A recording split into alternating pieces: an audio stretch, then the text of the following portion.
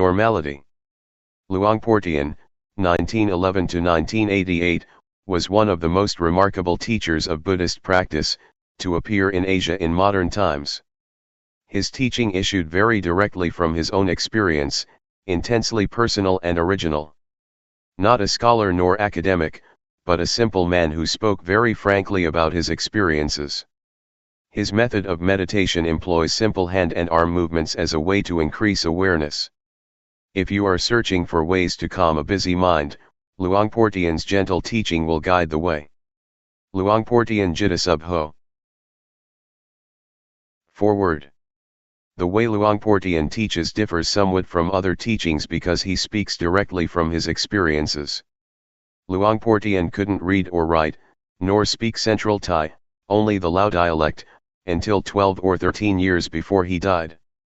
Because of this lack of academic knowledge, his words don't always correspond to the accepted interpretations of those words. One who is attached to conservative explanations will find this unacceptable, but someone with an open mind, concerned about what is behind the words, can step over rigid views about what things mean. For example, the four chanas are explained in terms of the four stages of enlightenment, and seeing the Tathagata, as seeing oneself. Some of these points could be seen as ready-wit, Pali, Patipanna, and at the same time, their meaning recognized. Other things need a mature attitude of not fussing about definitions, but sincerely opening up to what Luangpor is trying to convey.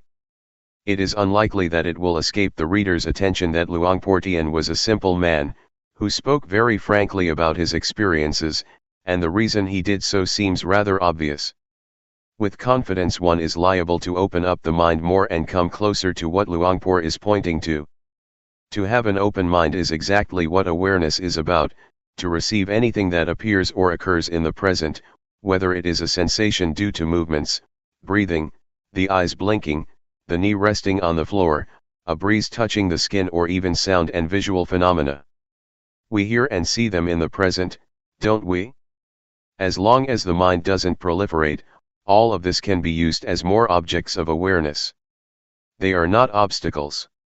That's a different attitude than training in concentration, where the mind is narrowed down to one point.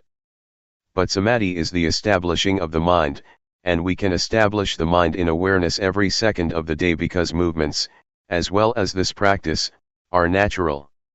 The translator. Walking the path. Taking a shortcut.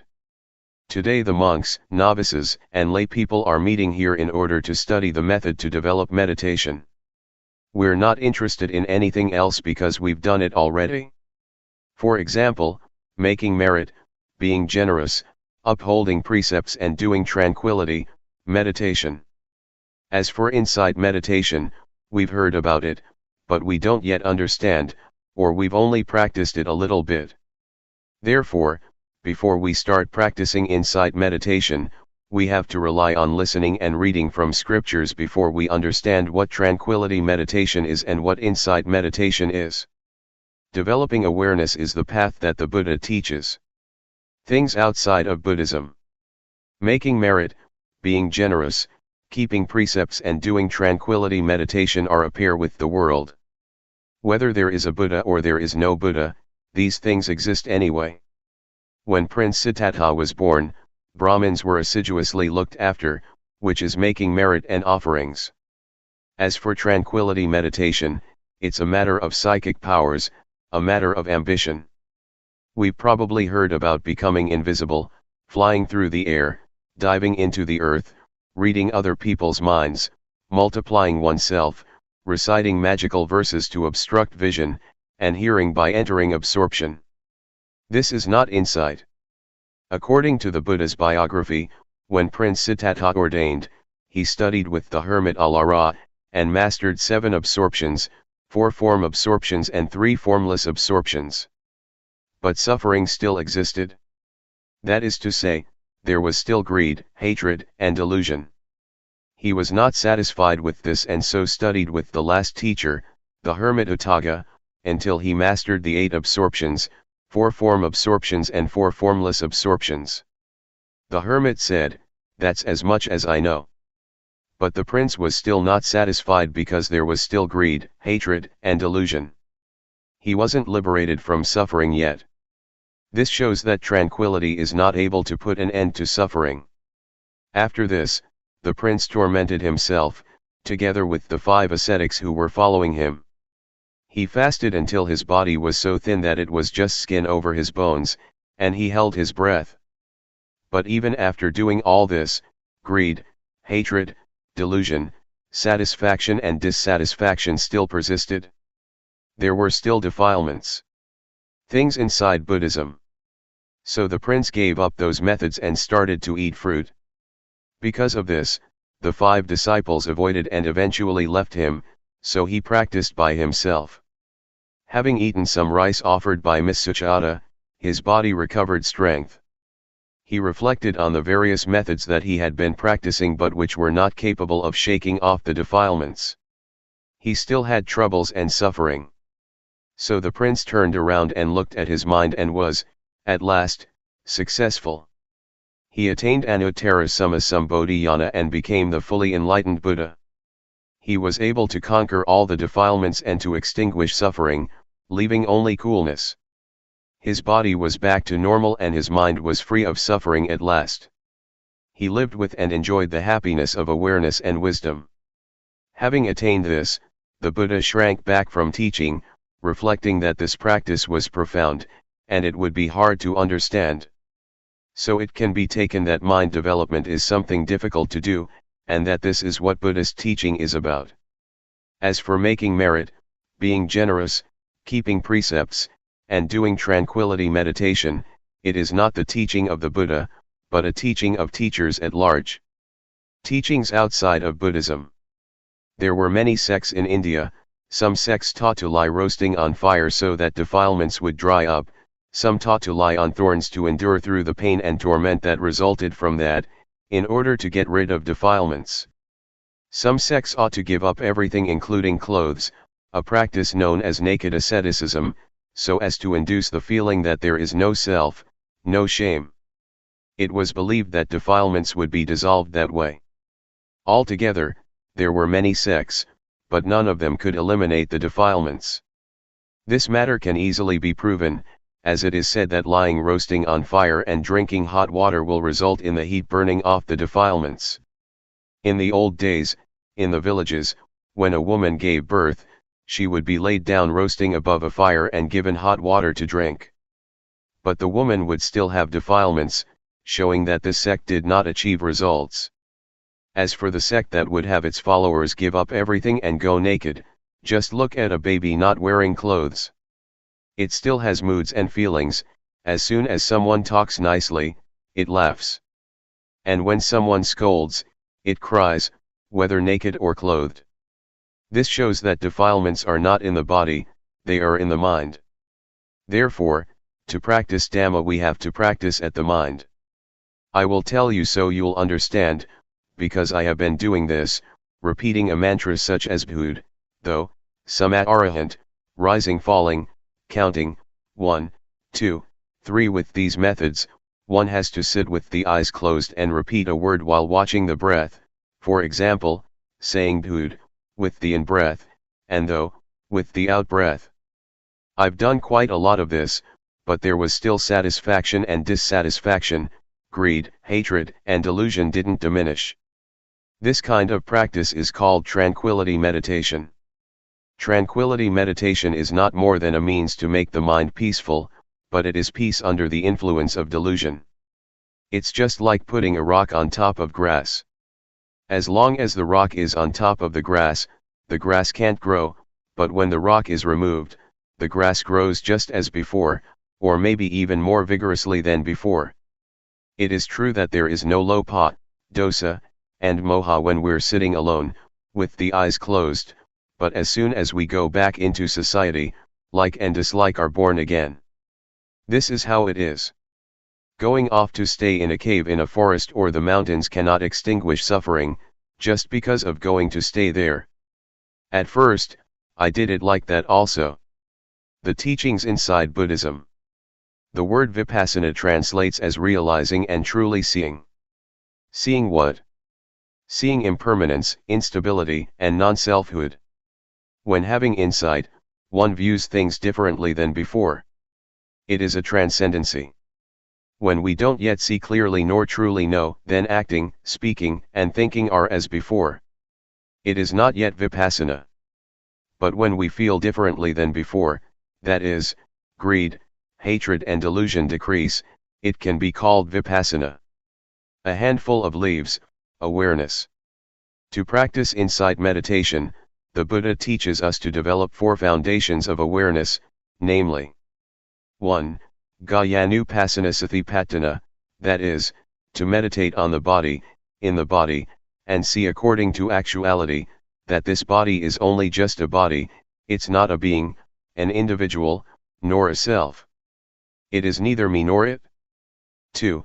Vedananupasanasatipatthana, to meditate on the feelings, and see according to actuality, that these feelings are only just feelings, they are not a being, an individual, nor a self. They are neither me nor them. 3. Jittanupasanasatipatthana, to meditate on the mind, in the mind, and see according to actuality, that this mind is only just mind, it is not a being, an individual, nor a self. It is neither me nor it. 4. Dhammanupasanasatipatthana, to meditate on the mental objects, in the mental objects, and see according to actuality, that these mental objects are only just mental objects. They are not a being, an individual, nor a self. They are neither me nor them.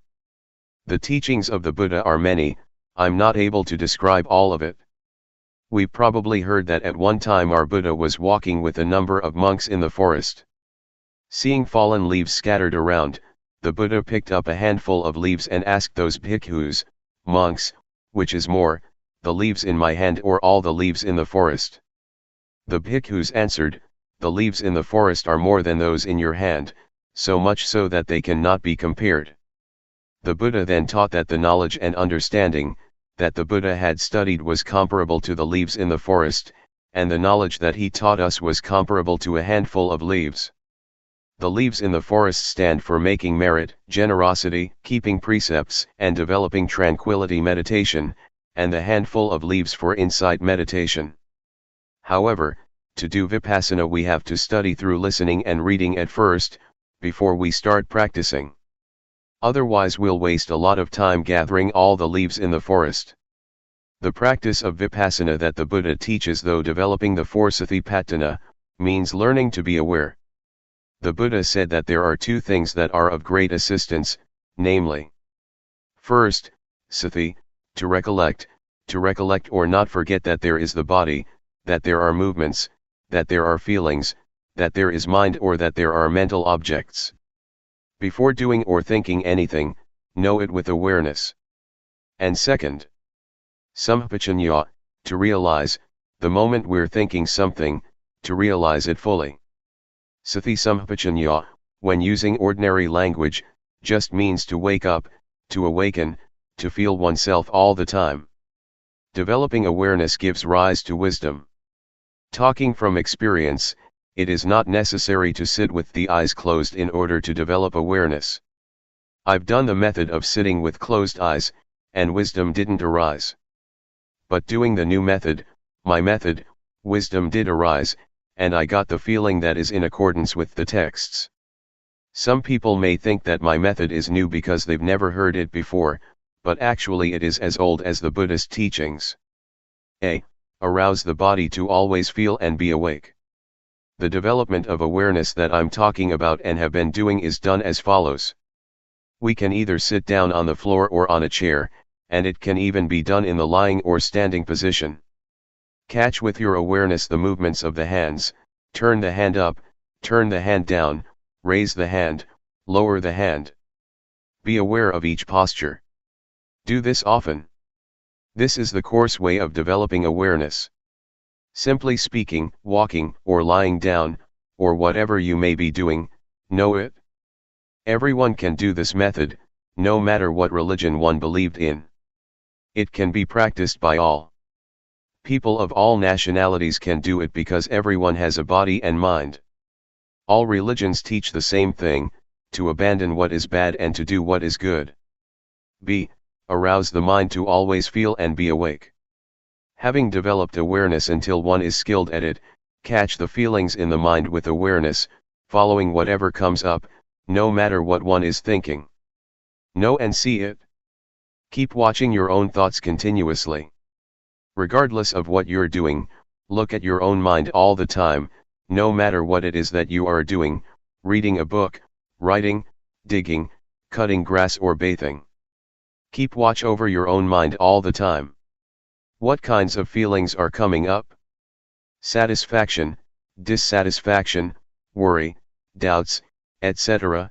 These things are all thoughts, objects. Watch over these thoughts and objects. Then we will see the various kinds of thoughts, such as gladness, sadness, desire to get, desire to not get, anger, hate, and so forth.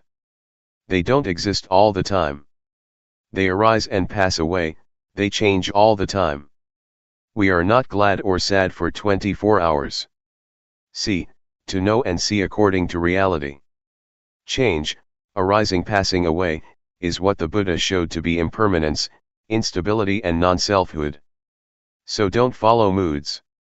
The Buddha proclaimed that he was enlightened by working with the mind. We have to look at our minds.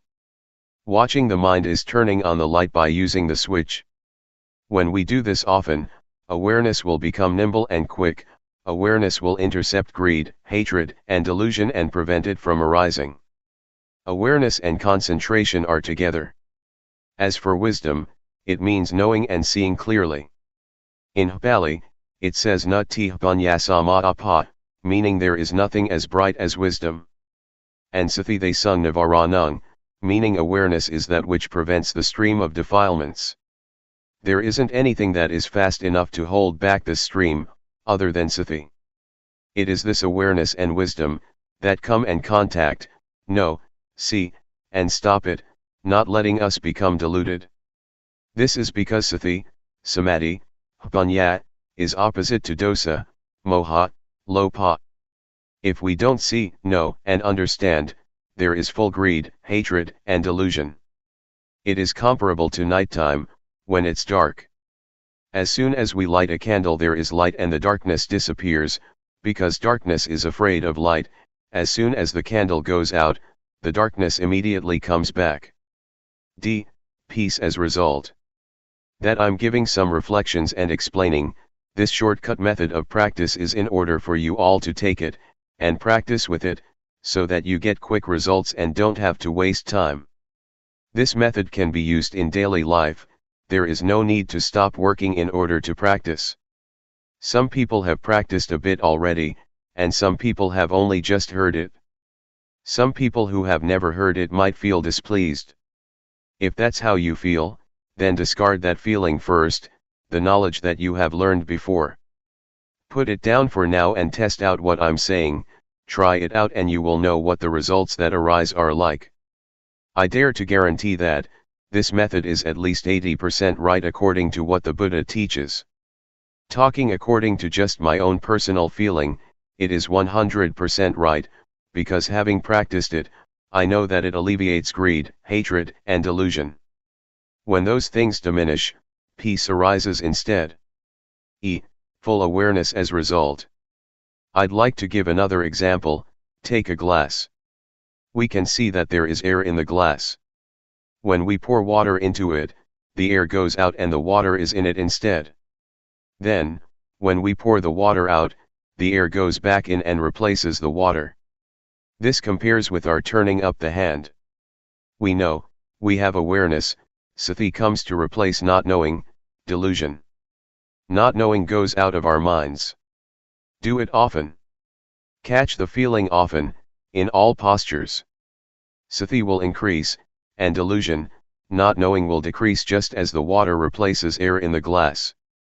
Maybe some of you have heard about, or have been taught, to make merit, for example by building a ceremonial hall or temple, and you get merit for this or that many eons. And you've probably heard that, 100 years on earth equals one year in heaven.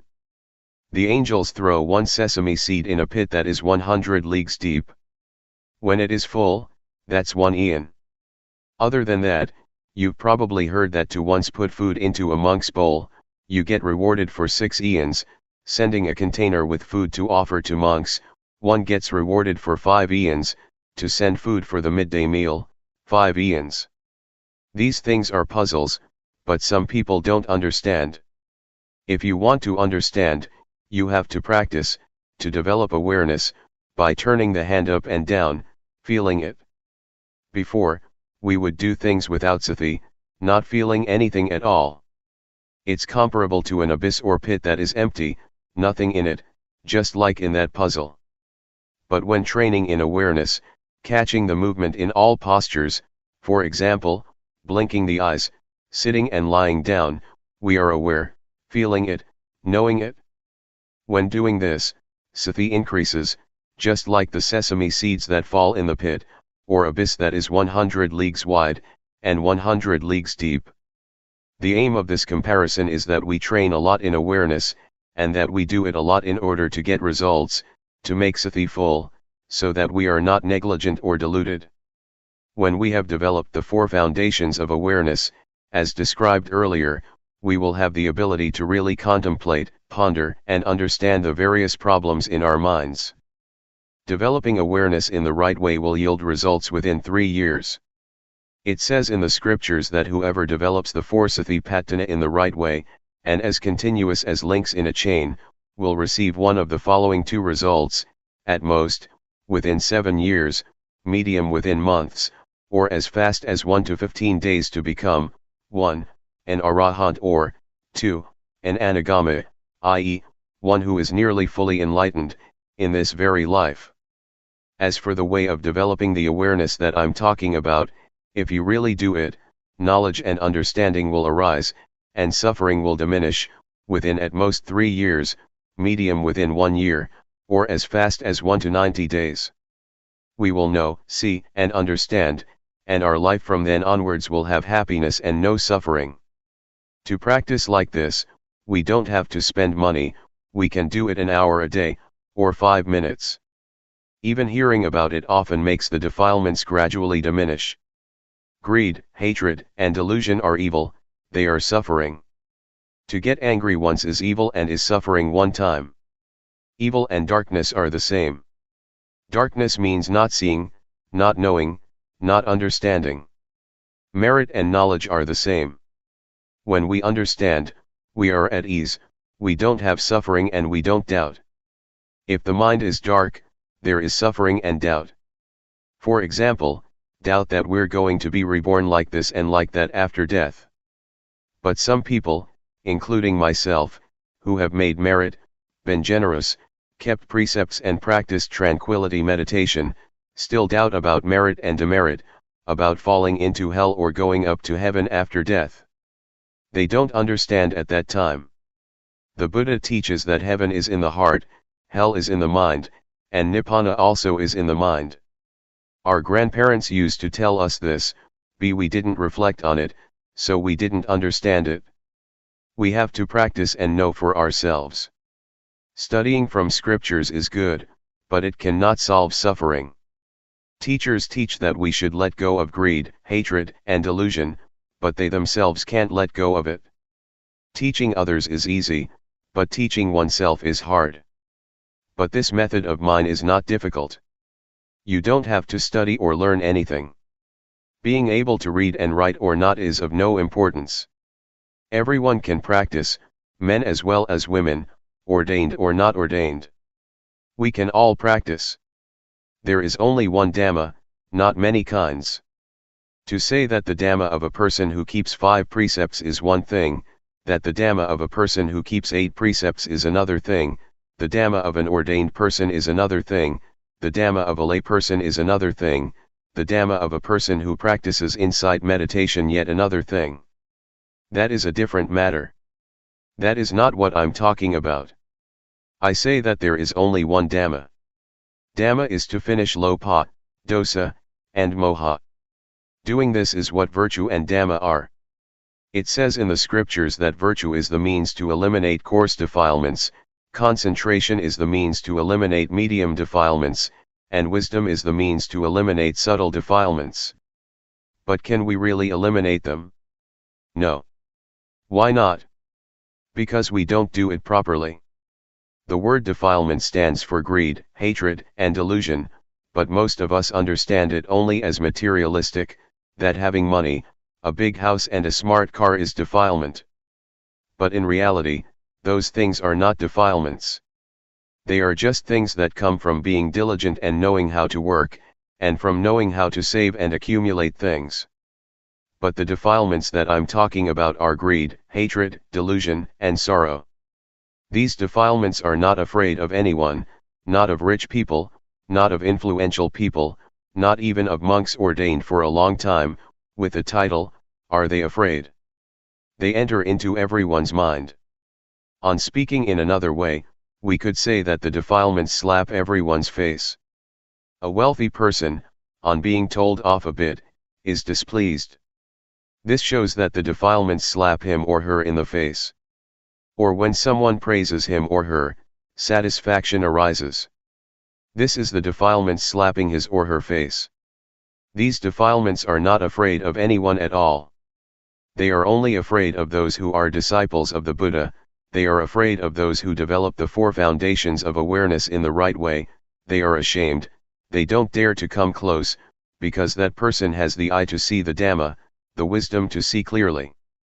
Of the lay people who have come here today, some people are still young, only 20 to 30 years old. If you develop awareness in the right way, within 2 or 3 years you will go beyond suffering, and during the remaining part of your life, you will just have happiness. Even older people 50 or 60 years old, are the same. Until you die your life will only have happiness. And when you die without suffering. If you still have another 9 or 10 years to live, it will be 9 or 10 years without suffering, with only happiness and coolness of mind. This is the heartwood, the essence of Buddhism. The word Buddha means the one who knows, the awakened one who is joyful with Dhamma. I have shared some of my reflections and understanding. It is a shortcut to practicing Vipassana. It is instantaneous. Having listened, please practice with every breath, no matter where you are, whatever work you are engaged in. You can practice while washing clothes, doing the dishes, sweeping up, or working in the field. Vipassana is wisdom, it is life, it is virtue, it is the Dhamma, it is everything. It is the real life, it is the real Dhamma. May you understand it like this. Summary of the shortcut. I'll give you a few small reflections. 1. To be diligent in developing awareness in all postures, turn the hand up, turn the hand down, raise the hand, lower the hand, walk back and forth, lean to the right and the left, blink the eyes, open the mouth, swallow saliva, breath in and out, fully feeling yourself doing it. This is called having sati. It is equal to throwing sesame seeds into the abyss. When awareness is complete, wisdom arises to really know and see the following matters: rupa, nama, rupa doing, nama doing, rupa disease, nama disease, knowing instability, impermanence and non-selfhood, knowing convention, knowing religion, knowing Buddhism, knowing evil, knowing merit. Really knowing. These are objects to know with real awareness and wisdom. 2. Next, to work with the mind, look at the mind with awareness. Whatever the mind thinks, immediately know it and conquer it. When we immediately know and conquer thought, this is called working with the mind. 3. Do it until you are nimble and swift, until greed, hatred and delusion stop arising. It is the calming and extinguishing of suffering in the mind. This type of suffering we can't chase away as we would chase off a pig, a dog, a duck, or a chicken. We must depend on the development of awareness, and see our minds in order to deal with these types of defilements. If we don't see our minds, we will be empty, similar to a pit or abyss that is never full. When we have awareness, it means it is full, it is no longer a pit or an abyss, and lopa, dosa, and moha don't have a place to enter, because awareness is full. Whatever work we do it with sathipanya. There is no delusion, only rightness. These types of defilements are ugly and worthy of getting fed up with. Whoever is a disciple of the Buddha with an eye to see the Dhamma, will not have them lying around in his or her mind. They are afraid. Suppose we have defilements at a level of 100%. They slap our face 100%. When we see and understand them, they will gradually diminish. Then, when we try to become familiar with looking at our minds, the defilements will diminish increasingly, step by step. When it reaches 100%, we're rid of suffering. What is left is 100% happiness. Therefore, may you all try to practice and reach the real peace and happiness. The path of peace. May you all listen well, this time, so that sathipanya springs up. Knowing suffering. Something we have in common is that we don't want suffering, we hate it. Then how does suffering arise? Suffering arises because we don't know. Suffering doesn't exist within us, and it doesn't arise all the time. What really exists for sure is normality. By nature, the mind of each person is in a state of normality. As we're working, if we do it with delusion, it is called suffering. Most people have suffering while working because they don't see suffering. People who go and see movies and shows do so because suffering leads them. This is due to our not watching minds.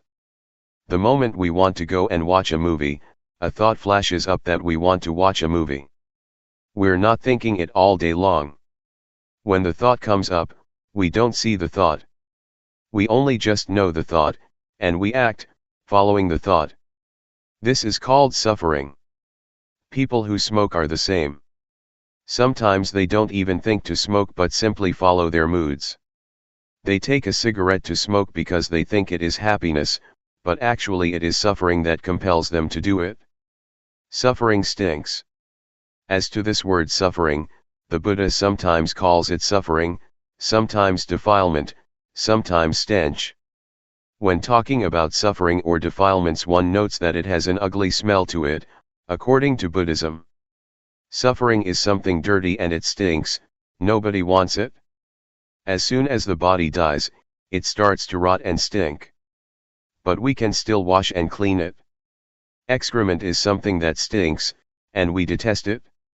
Nobody wants to touch or grab hold of it. But even with such stinking things, the Buddha said, they don't stink all that much, they can still be touched and washed. But the stinking things to which the Buddha is referring are really stinky. They are greed, hatred, and delusion, concealed in our minds, ready to bubble up. The Buddha condemns this emphatically. If anyone's mind still has greed, hatred, and delusion, the Buddha says that it stinks more than excrement. As soon as the mind thinks something in a flash, a person who doesn't know, doesn't see, and doesn't understand becomes deluded immediately. This arising is called by the Buddha, a stain. The word stain means delusion. Even though we've never known, seen, or watched our minds, we still say that we see. But in reality it is not seeing, it is only just knowing thought, and then we act according to the thought. When we say to see, it should mean that we see defilements. That is, we see that either there is greed, hatred, or delusion mixed up in thought, or there is not. To see like this, we have to practice Dhamma first. Practicing Dhamma. Vipassana. In practicing Dhamma, even though one may practice various methods for a long time, if one doesn't perceive that point where the mind is manifesting, one still doesn't understand. One still doesn't understand the main principle of practice according to the teachings of the Buddha. The Buddha said that he was enlightened because he worked with the mind, practiced with the mind. But most of us just make merit and give offerings in order to chase off suffering.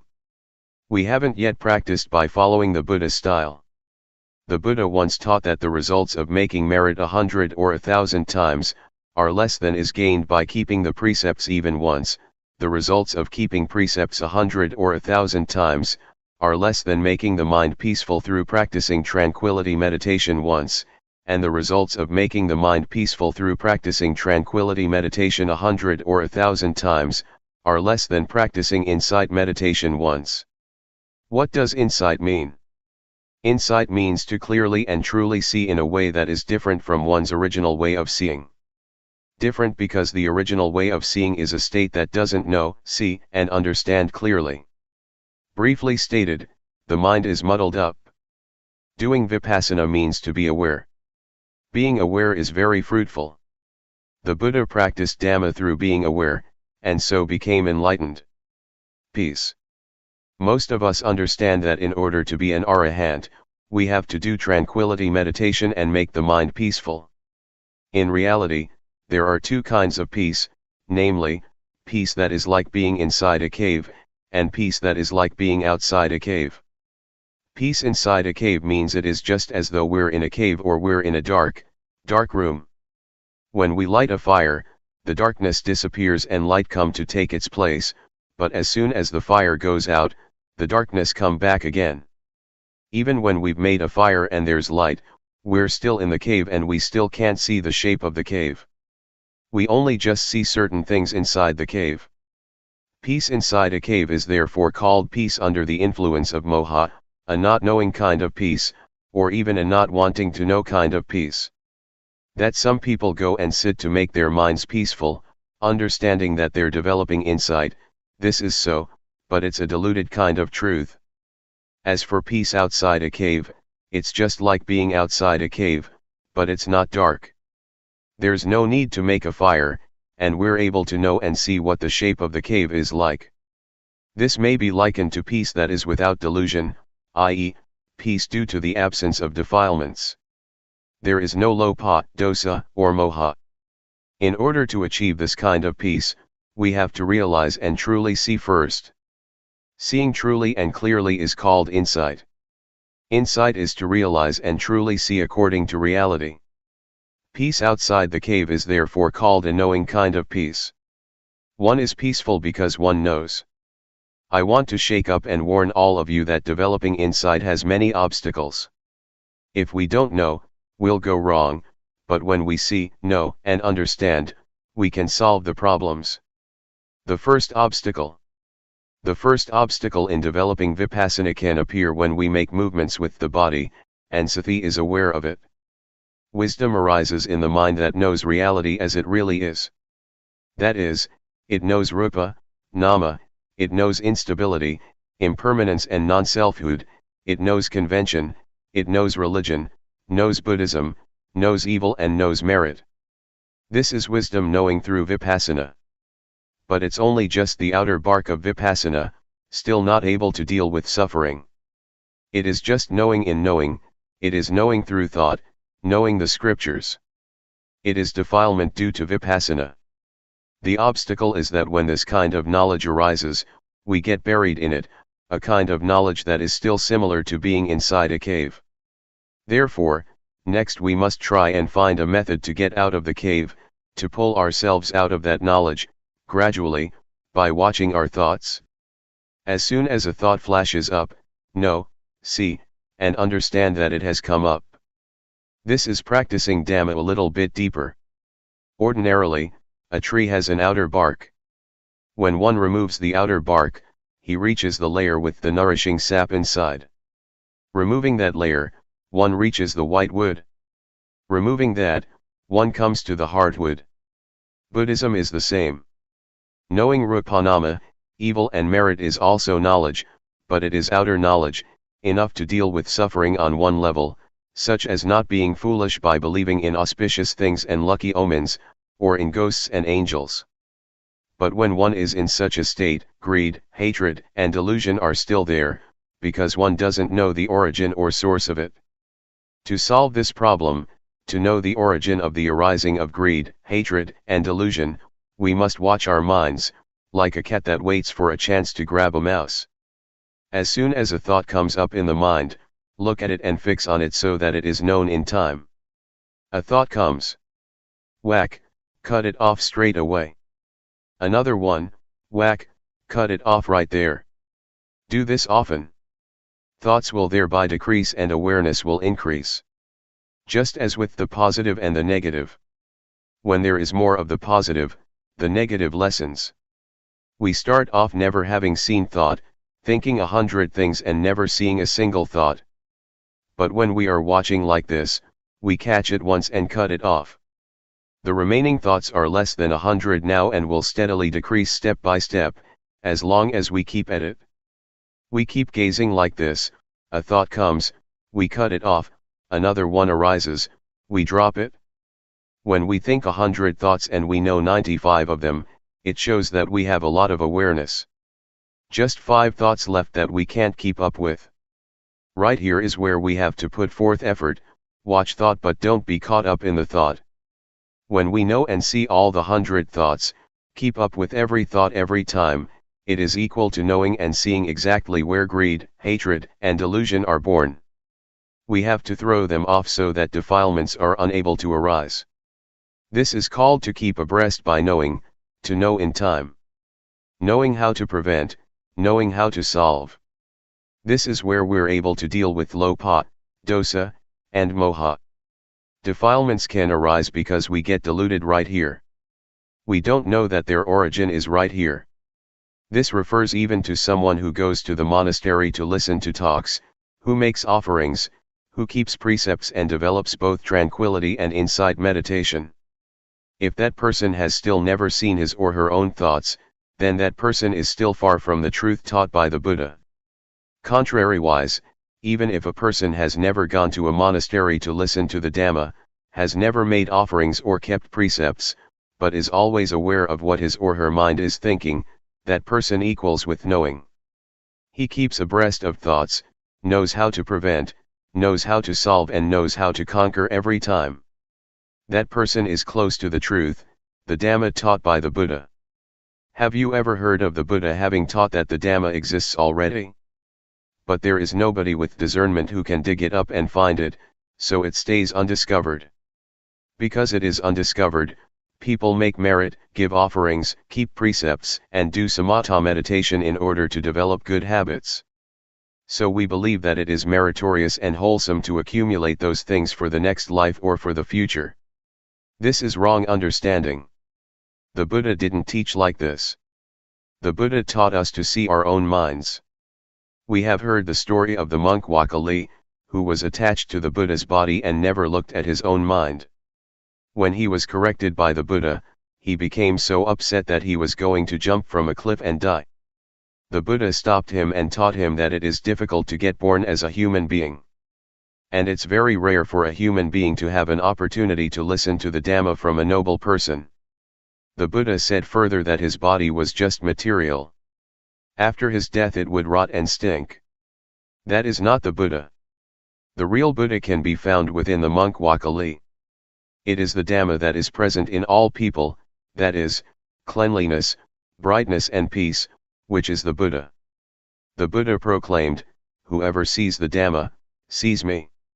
Whoever doesn't see the Dhamma, doesn't see me, even when taking hold of my robe or my finger." The monk Wakali woke up and started to work with the mind, and he saw his own thinking. Seeing the Dhamma. I would like to remind you once more that the word Dhamma refers to our seeing, our own minds at the moment that we are acting, talking or thinking. This is what is called seeing the Dhamma. I dare to insist that the very life of the Dhamma exists in all people without exception, no matter whether you are a man or a woman, a monk or a novice, no matter what nationality you may have, whatever language you may speak of, whatever clothes you may wear. It's all the same. The Dhamma is the actions of body, speech, and mind. Actions of the body other people can see, actions of speech others can hear, but actions of the mind others are not able to see. You can only see them yourself.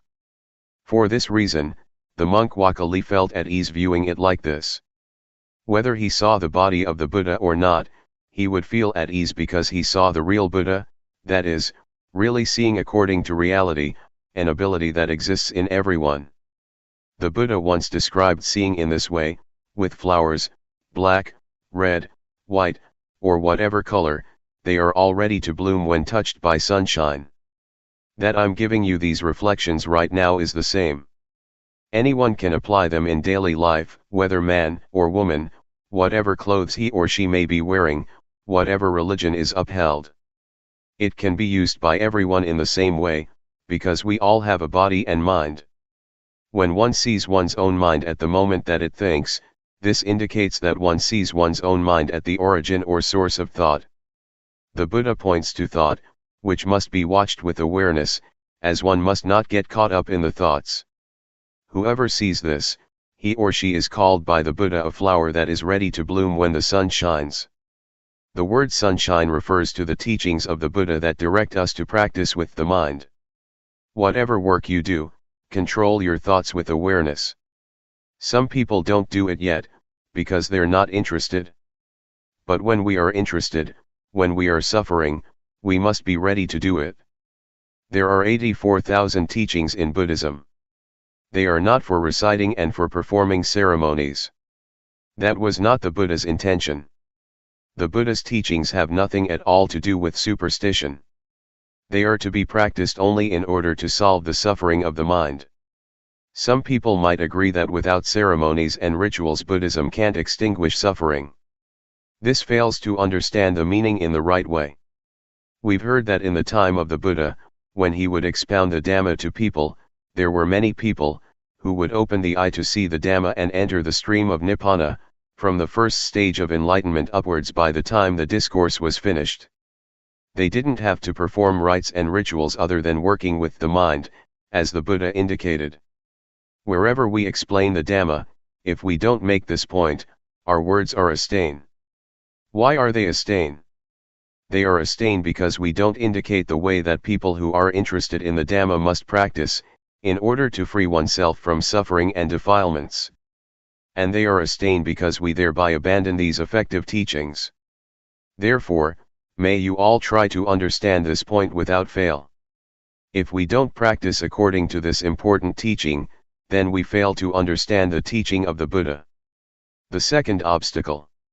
The second obstacle in developing insight is that when we begin to understand and see this point, we are able to destroy greed, hatred, and delusion to some extent, but at the same time, joy is lying concealed within it.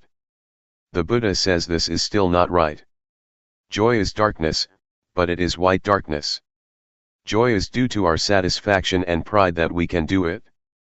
White darkness is frightening because it is hard to see. Black darkness is easy to see because it is dark. Being caught up in joy is to see wrong as right, because as soon as we can destroy some defilements, we don't watch at the point where the defilements are destroyed, but we get sucked into the point where joy arises. Therefore joy is an obstacle in attaining higher stages to Nibbana. Being caught up in joy is equal to being caught up in thinking. A thought comes up and we get caught up in the thought, so we don't see the thought. When we get caught up in joy, we don't see joy, and we're just content with joy. Because of this, the Buddha teaches us to pull ourselves out of the thought that we're thinking, to stand outside of it. Then we will see our thoughts. People who still don't know and see their thoughts say just the same, that they know thought. But in reality they don't understand that thoughts come up continuously, and they get caught up in them. Those who have joy or are attached to the peace of tranquility meditation are the same. They are caught up in peacefulness, don't know that peace is delusion, and thus get caught up in peace. It is comparable to someone who doesn't know how to turn on the light. He or she turns the light bulb. No light appears. The person who pulls him or herself out of thought, and knows and sees thoughts, may be compared to someone who knows how to turn on the light. That person turns on the switch and light does appear. So we have to know the origin of thought and come to an understanding with these little thoughts of ours. Then we will have as much ability as an electric light in brightening the interior of the mind, just as one correctly turns on the light with the switch. When we're looking at our minds, there is no greed, hatred, and delusion. But the moment that we're not looking and lose awareness, greed, hatred, and delusion can come back, and we can get caught up in them. It's just like a car driving along the road. At the place where the car passes there is a wind blowing behind it, leaves and dust flap and flutter at the back of the car. Thoughts of greed, hatred, and delusion flash up for a moment, and we follow them. How can we still say that we know thought? In reality we don't see thought, but we get caught up in it. The Buddha teaches that whoever doesn't see one's own thoughts is a heedless person. Heedlessness is poison to one's life, it's like being dead. This is what I said, it stinks. The Buddha said that there is nothing that stinks as much as the mind that has greed, hatred, and delusion, the mind that is stained, the dirty mind. Our real mind isn't dirty or stained at all. It's like a light bulb.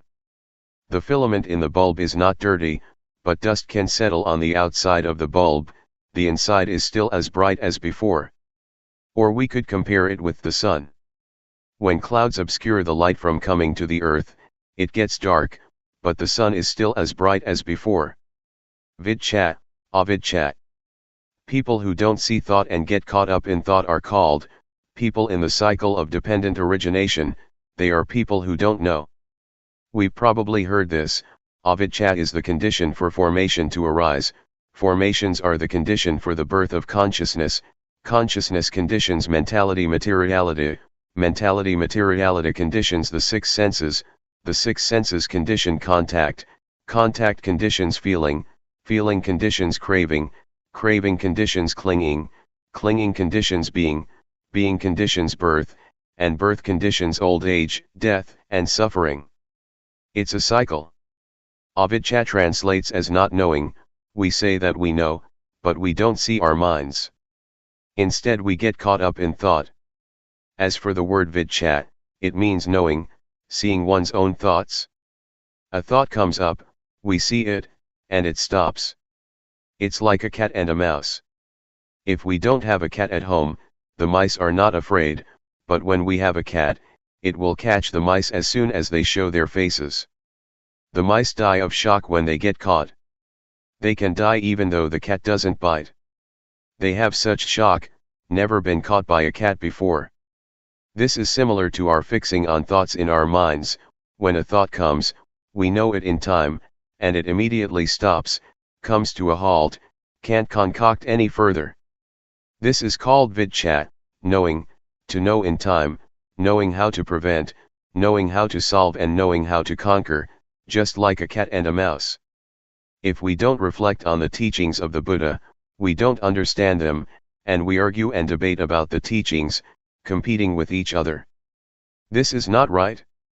Someone who has studied the teaching, and employs that knowledge as a tool for killing defilement, or dealing with suffering is doing it right, according to the Buddha's intention. These days, we study the Buddhist scriptures until we have degrees, up to the 9th level. Some may look at their own thoughts, but some never watch their minds at all. Whoever has studied but never seen his or her own thoughts, says the Buddha, are like a termite that makes holes and eats books. With academic studies it's the same, studying until one has university degrees, but still never watching one's mind. Such persons know about other people but don't know and see themselves.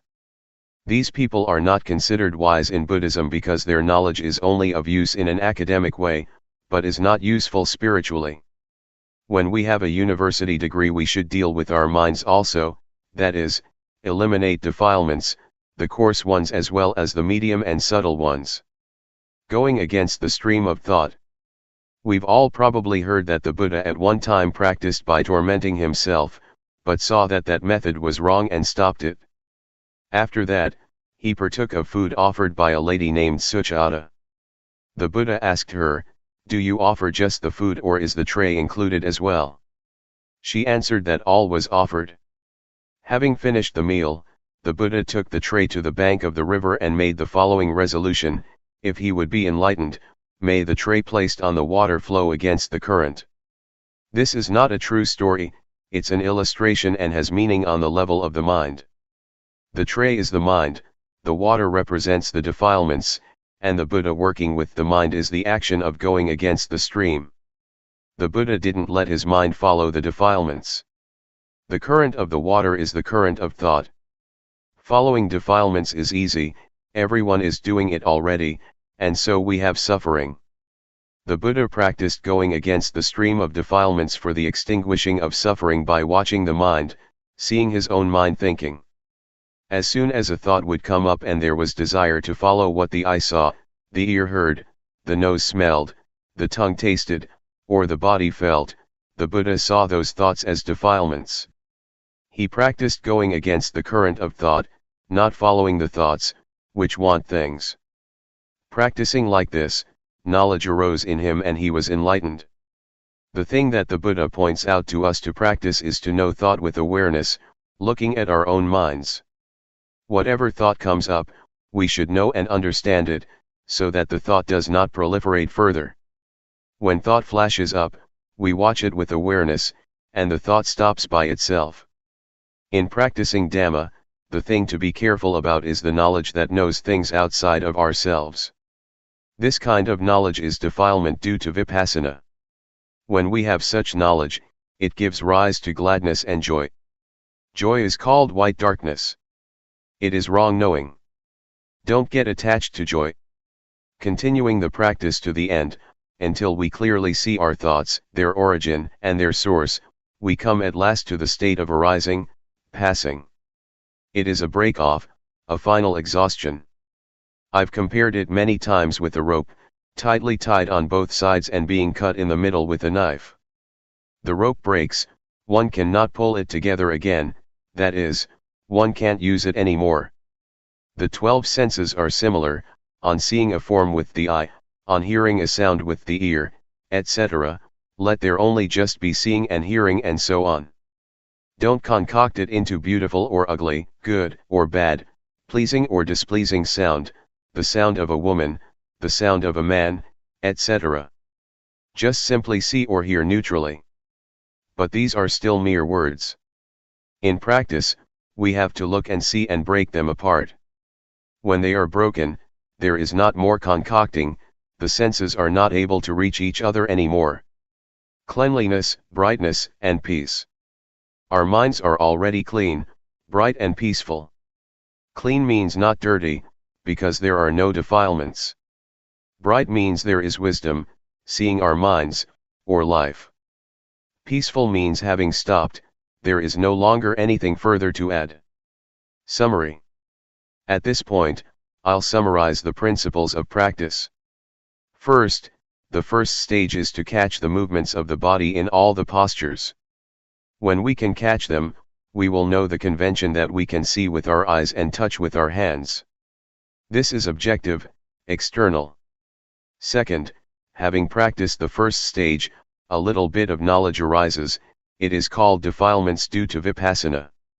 It is important to avoid this, not being too glad with the knowing, and continuing to watch the mind. When we see, know, and understand our minds penetratingly, greed, hatred and delusion will be destroyed to some extent.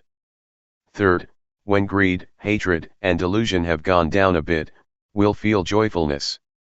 When joy arises, fix on it, but don't be caught up in joy.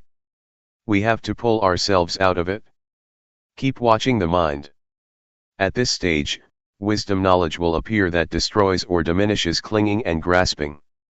Fourth, when attachment has decreased, one will see, know, and understand normality. The body is normal, speech is normal and the mind is normal. This normality is called virtue concentration wisdom. Fifth, when seeing the state of arising passing, if one doesn't understand it, one will hold an abnormal view, but if one is fully aware, practice reaches its end. Therefore, I encourage you to try to practice until you meet with your own thoughts and are able to pull yourself out of them. Stages of practice. Determine to listen well, all lay people and monastic friends. When you determine to pay attention, you'll be able to remember. It is called knowing through memory and comprehension. From that, we study or practice to realize and truly know, or we have knowledge coming from our own vision and experience. Most people don't yet know and understand from studying and practicing, they only know how to make merit, to be generous, to keep precepts and to do tranquility meditation.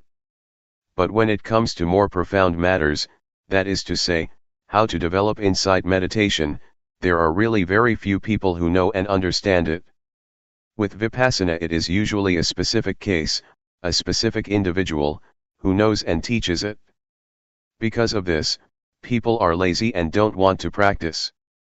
As far as practice goes, they only know tranquility meditation, which they think is the same as doing Vipassana. This is because they still don't realize and really know. Their knowledge comes only through memory and comprehension. So, we make ourselves peaceful, but we don't understand clearly that there are two kinds of peace, namely peace under the influence of delusion, and peace due to awareness and wisdom. The path that is not a path. When we create the cause by meditating, the mind becomes peaceful as a result. For example, we recite the word Buddha. I used to do this, inhaling, Buddha, exhaling, though. While doing walking meditation one recites Buddha with every step, walking in accordance with the breathing. These things create peace because it is done slowly. After that, I met a teacher from the north named Sao, who told me that one cannot climb a tree from the top, that one has to start at the roots. He taught me to count 1, 2, 3, until 10, and back again 10, 9, 8, until 1. He said this is beginning at the beginning. This is another way of following the breath, inhaling say 1. Exhaling say 2, etc., the only difference being the words you use. Experiences in practice by monk disciples. Luangpor Teean Su 1 No. Wat Pa Sukatho, Gangkro District, Chayapum Province. Practicing Dhamma with Luangpor Teean. In 1965, a meditation center at the Budayan Forest, in Lae Province, was renowned. Everyone knew that Luangpor Teean had established it.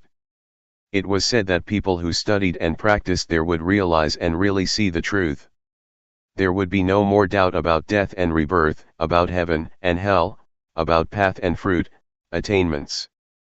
Some people persuaded me to take a look at it, because at that time I was trying hard with the Buddha meditation method to get peaceful, which I was reasonably successful at, but I still had doubts about death and rebirth, heaven and hell, path, fruit and nibbana. This made me think of Luangpor Teean all the time. I kept looking for a chance to meet him. Before Luangpor Buntum, who is a relative of mine, ordained, we had talked together about meditation. When he ordained, he went to practice with Luangpor Teean, beginning on 1966. At that time, I hadn't ordained yet. I had the opportunity to practice the Dhamma with him at the Budayan Forest in Lae.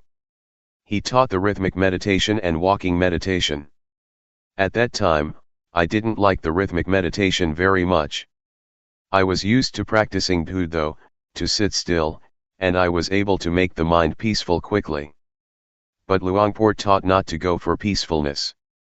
He taught to be aware all the time, to know the movements while doing the rhythmic meditation and not to get caught up in peacefulness. It was opposite to the method that I had been doing. Sometimes, I didn't feel like doing it. There was lots of resistance in the mind. Luangpor explained and showed me how to do it. The things he would talk about, his knowledge, I didn't have yet, I couldn't do it yet. Luangpor said to throw away my knowledge and my way of practicing, this produced misgivings. Sometimes he talked in a challenging way, saying, "How much money did you get a month, when you were working?" I answered, "At least 1,000 baht."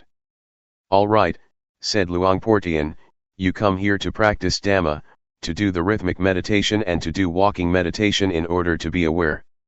If you don't get any knowledge, if there is no change in your mind, different from before, I will give you 1,000 baht as compensation. But you have to really practice and follow my instructions completely." That's what he said to me. Maybe he saw that I had a lot of views. In the end I decided to do it. I had come already and I'd try it out. I tried to go against my original feeling.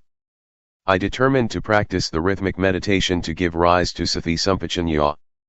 When one builds up awareness, awareness is what one gets. I practiced continuously. When thought would arise, I would be aware of it and come back to the dynamic meditation. When peace arose, I would be aware of it, I wouldn't be caught up in the peacefulness. I knew the body and mind more clearly. There was more sati sampajanya. I could keep up with the movements of the body and I could keep up with the mind thinking. Wisdom knowledge arose, I knew rupanama, I knew the body and the mind according to reality, in levels within the basic stage of materiality mentality. There was a shift in the mind, different from before. Doubt disappeared. I understood the difference between tranquility meditation and insight meditation. About 60% of my suffering was gone. I felt very confident in Luangpor Teean's teaching. My previous knowledge just melted away. I used to study magic and superstition. I saw that that was just convention. The rites and rituals that I used to perform I could give up, just like that. I felt confident in what I was doing. I understood what merit and evil are. I understood about heaven and hell. I understood religion and Buddhism. It was as if I was carrying 100 kilos and 60 kilos dropped off me when wisdom knowledge arose. Practicing only that much and I felt so much lighter. What would happen if I were to practice some more? I really had a lot of confidence in this method of using movements in order to develop awareness. Luangpor pointed out the levels of practice. He said, this is just the basic stage of meditation. Don't get attached to it and think you've got a lot of knowledge, there is still much more. You have to determine to keep on practicing. Work more with the mind and you will get to know the stage of ultimate meaning. He asked me, do you really see?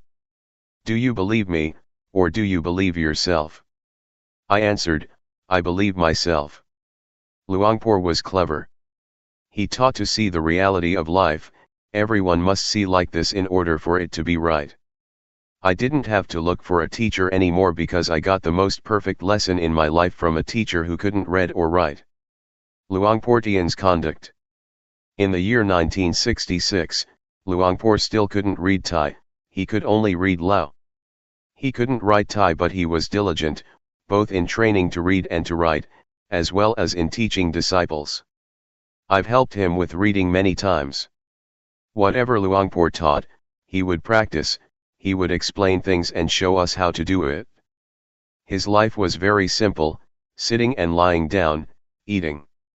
His daily life was orderly, he gave his disciples a lot of attention, never being worried about difficulties. He gave himself up physically as well as his personal belongings. He tried hard to use his life for others. He wanted people to really know the Dhamma.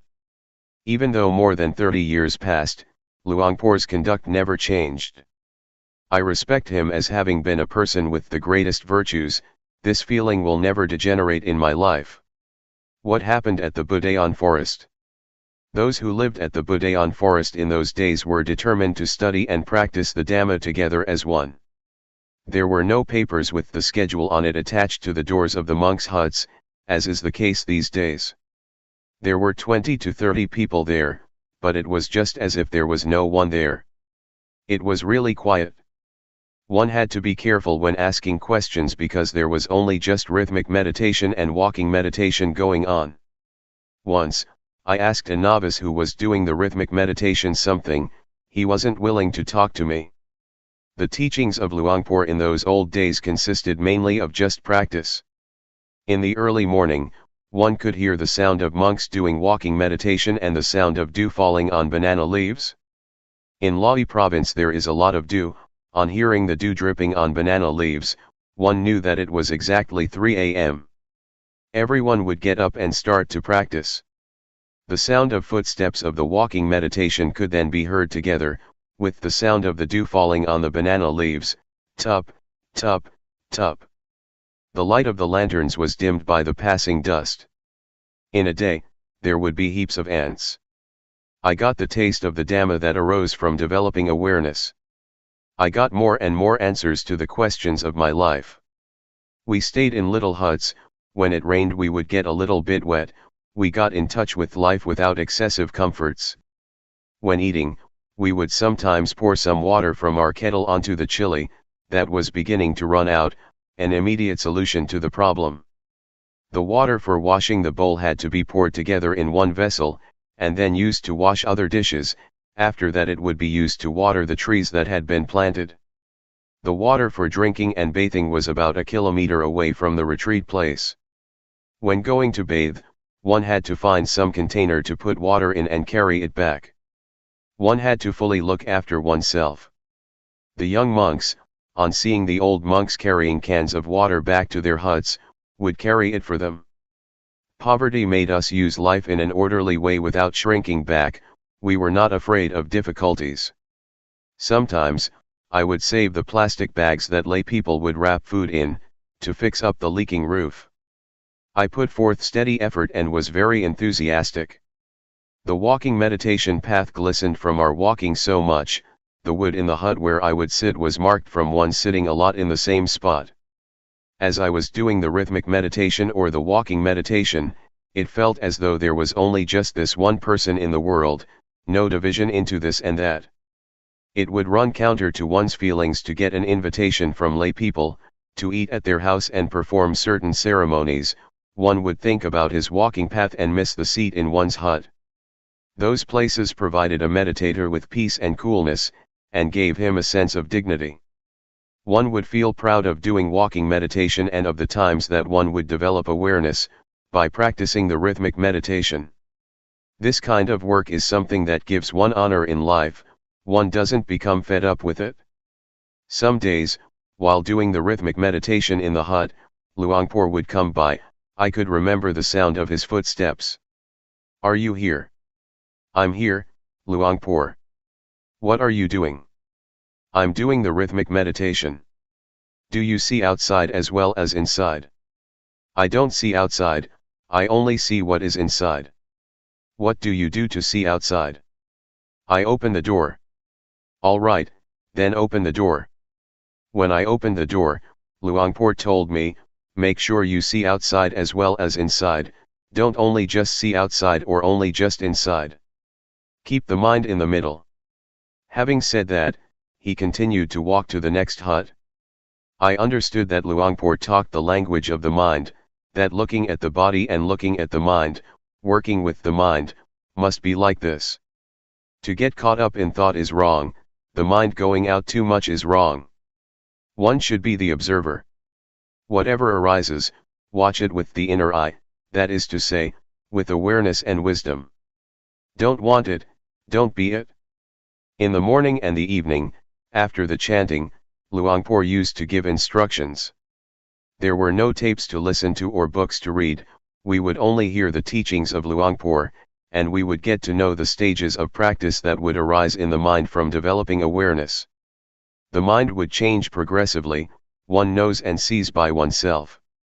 The words of Luangpor, in Dhamma language, that point things out, together with his diligent practice, made us realize that it is possible to understand, find, and see the Dhamma. It can be done. One can be liberated. The short interviews were not just thought-out questions, it was coming from experience, the results of meditation. It had nothing to do with reflections or analyses through reasoning.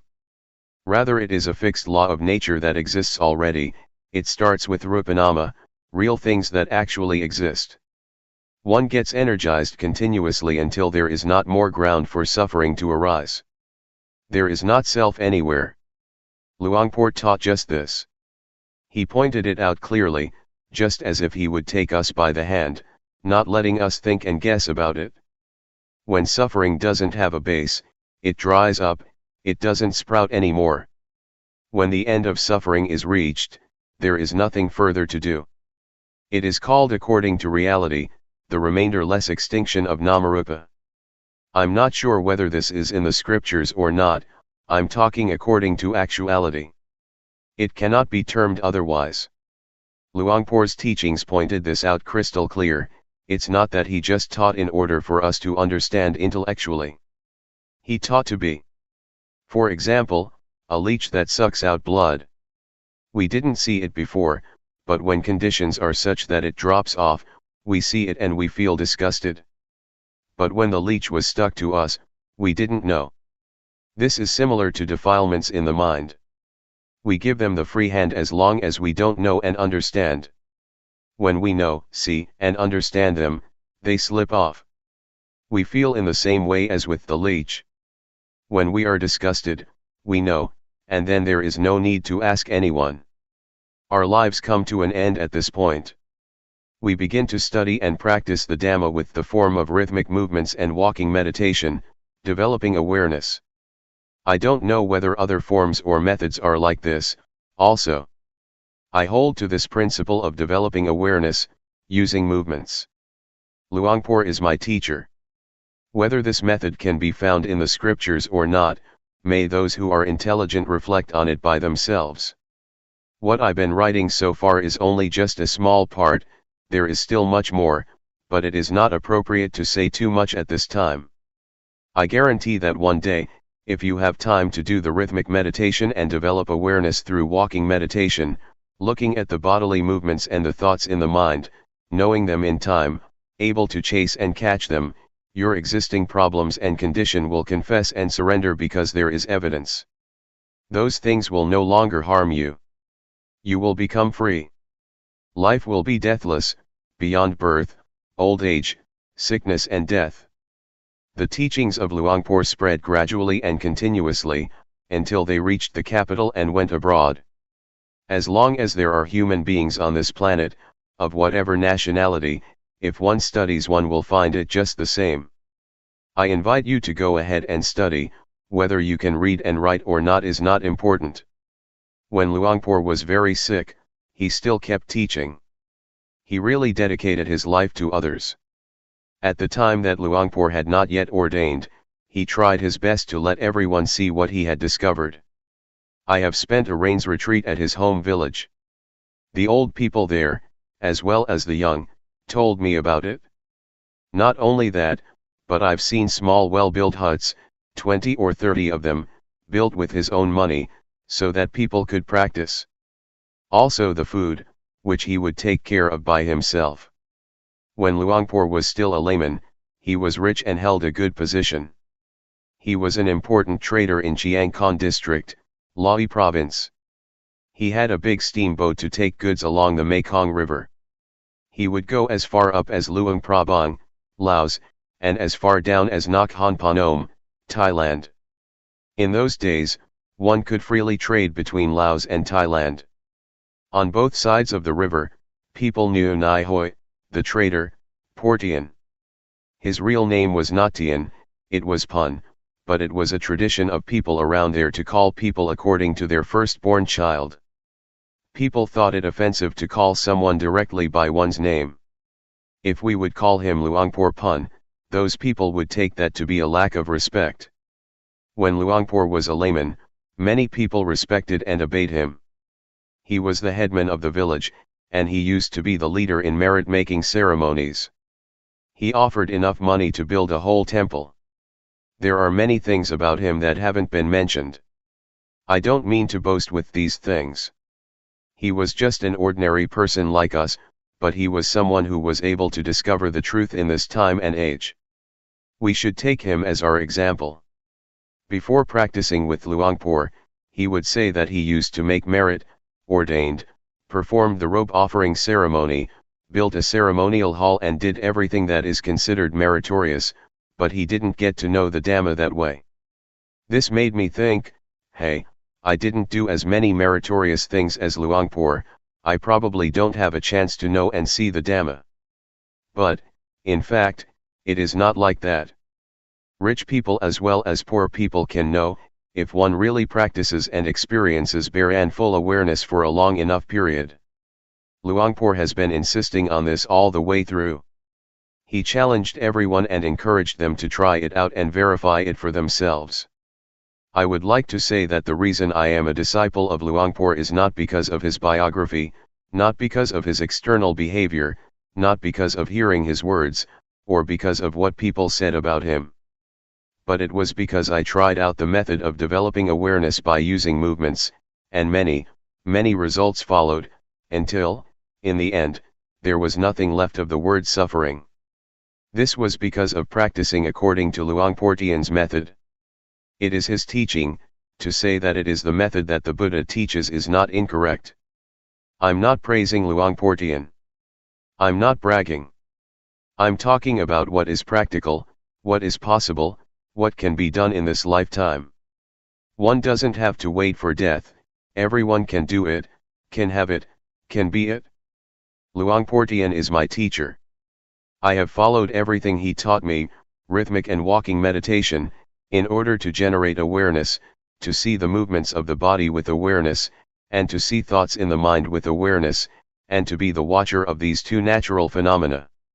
Awareness and realization are the inner eye, they are the witness to the body and the mind, until one sees these two natural phenomena, and one gets the insight that they are only just material and mental things. They are not any self, they are just nature. Having seen it, one really knows that they are just rupa and nama, one knows how to deal with them and the problem is finished. One is beyond them. Next, Luangpor teaches to look at the suffering that is associated with rupa and nama. We look at materiality first, which is rupa dhamma. When we look at it with awareness, we see that it is a heap or a mass of suffering. We breathe to relieve suffering, we eat to extinguish suffering. When standing, sitting, walking and lying down we change position in order not to have suffering. Then, we see rupa disease. We must find a way to solve sickness and pain. The suffering of the body can only be remedied, it cannot be abandoned. If there is no remedy, that's the end of it, that is what rupa dhamma is like. As for nama dhamma, it can be realized. We watch the states of the mind, just as if we're sitting in a room that has windows, whatever arises, we see immediately. Originally the mind is in a state of normality, but objects come floating in, they are like guests. One sees gladness and sadness. One sees the mind that loves, gets angry, has greed and is deluded. One sees all of it because one is the watcher.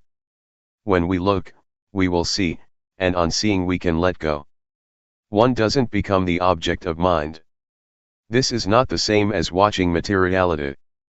The suffering of rupa cannot be abandoned, one can only lessen it. For example, when one is hungry, one eats to solve the problem, one cannot abandon hunger. The mind is not like this. The things in the mind can be completely abandoned, one can let go once and be rid of things for the rest of one's life, until there is no more birth, old age, sickness, and death. If we put our attention on the right spot, it is not difficult.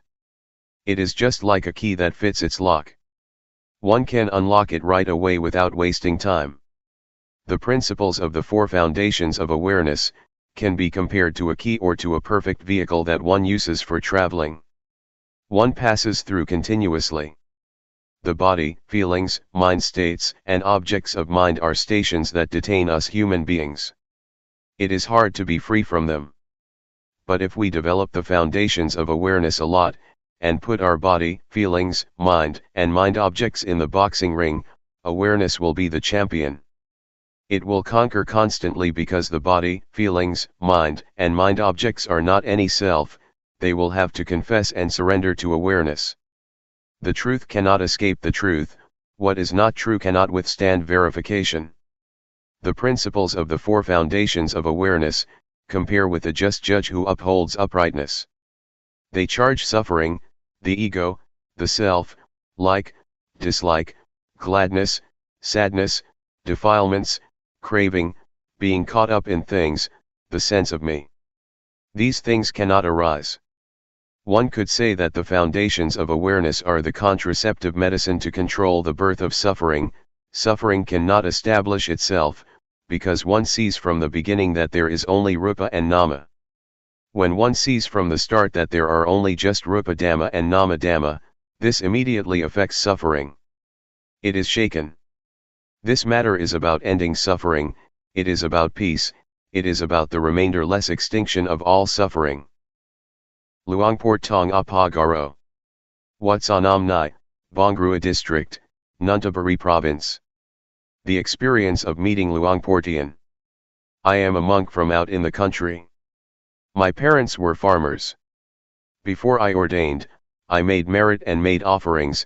I would go to the monastery as the tradition prescribed, and as my parents used to do.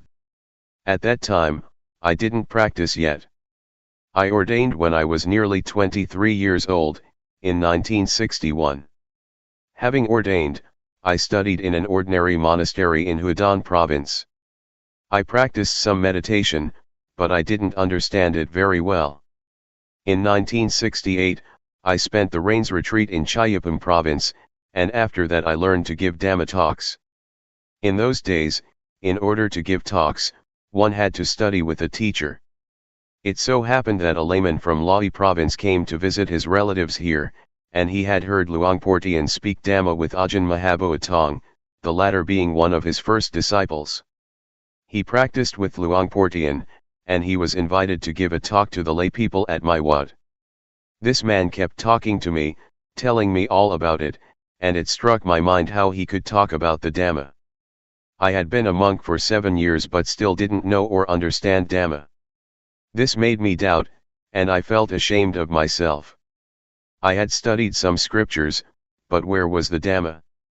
Ajahn Mahaboa Tong had studied until he had a degree and still practiced too. Where is the Dhamma to be found? If I stayed to be a monk for many years, when I gave a talk there might be meditation monks present, and then I would be embarrassed. So I thought to myself, this year I have to go and practice the Dhamma, I have to go and study the Dhamma with Luangpor Teean to know and understand. As for learning how to give talks, it could wait. At that time, I was imagining that one would probably get psychic powers from practicing meditation, and that one would be able to dive into the earth, become invisible, disappear and those kinds of things, because that is what I had read in books. It is said that one could get the divine eye and ear, and I thought that it really was like that. That would be great. So I decided to find a teacher. I had very high expectations, they pushed me onward. I went to see Luangpor Teean at the Budayan forest in Lahi province. I arrived in the evening and asked to see Luangpor, but he had gone to his home village to open a meditation retreat there. I wanted to go after him. At that time, I had very strong confidence in Luangpor. I wanted to see what Luangpor Teean looked like. However, the monks told me to spend the night there first, and the next day they would take me to him. I agreed. I had a talk with Ajahn Mahaboa Tong but I was still thinking that I wanted to see Luangpor Teean. The next morning we set out to find Luangpor Teean at Bohome village. We arrived around 10 o'clock in the morning. I paid my respects to him, and he asked me, "Where do you come from?" I told him that I ordained at my home village in Huadan Tani province and that I had been studying for 7 years. I told him about my doubts and that I wanted to practice the Dhamma with him. He didn't say much. He asked, "Are you really interested?" I said yes. He asked, "Are you going to practice sincerely?" I said yes. He said, "Practicing Dhamma is easy. There is no need for ceremonies and rituals." I liked that. I had already decided that if he told me to recite rising falling, I wouldn't do it, because I found it was embarrassing. But he was talking about practicing in a simple way, being at ease, using movements. No need to close the eyes while sitting, raising the hand, lowering the hand, making movements. Hey, that sounds simple. He showed me how to do it, and I followed him. When I was able to do it, he let me do it by myself. I felt a bit embarrassed at first. I am someone who easily feels ashamed. He told me to stay alone in a hut. I practiced alone at Bohome village for as long as 15 days, but I still didn't understand. After that, I practiced at the Budayan forest for about a month. Luangpor came to see me every day, 2 or 3 times. He would ask me with a few words about whether I understood or not. I didn't. Later on, one day, after the chanting, I sat chatting with Luangpor and Ajahn Mahaboatong. I told him that I would probably not understand if I practice like this. I had been ordained for 7 years and still didn't know, still didn't understand. Luangpor asked me if I understood Rupanama yet. No. I asked Luangpor if I could practice intensively for a while, which means not to go for the chanting, not to go on alms round and just practice by myself in my hut. Would Luangpor allow me to do that? Luangpor said, nobody has ever done that before. He thought and talked for a while and then agreed. It was decided. As for the food, it was up to Luangpor to tell a layman to bring it over to the hut. I practiced intensively for about a week and I understood, it was just basic understanding. At first I didn't see Rupanama, but later I did, I understood. Altogether, it took me about a month. Now I understood the meaning of ordination, even though I had been a monk for 7 years. I didn't know before, I just studied from books. Before, I just shaved my head and wore the brown robe without understanding anything about the way of life of a monk. Understanding arose as I was doing the rhythmic meditation, raising the hand, I was aware and knowledge arose. I knew without anyone telling me. What I knew, I had never heard and had never read in any book. Knowledge and understanding arose by itself. I saw Rupa and Nama. I saw Rupa Dhamma and Nama Dhamma, I saw Rupa disease and Nama disease, I saw convention. I saw impermanence, instability, and non-selfhood. I saw evil and merit. I saw religion and Buddhism. I saw until the end. I knew all this in an instant. This is the basic stage. I knew this after having practiced intensively for 7 days, but altogether I had been practicing exactly 1 month. I knew Rupanama. I knew many things, it was the knowledge that comes from the defilements due to insight, it is the knowledge of analytical knowledge. Luangpor had a way of teaching, but I didn't know it. Even while doing walking meditation, there were things in my mind.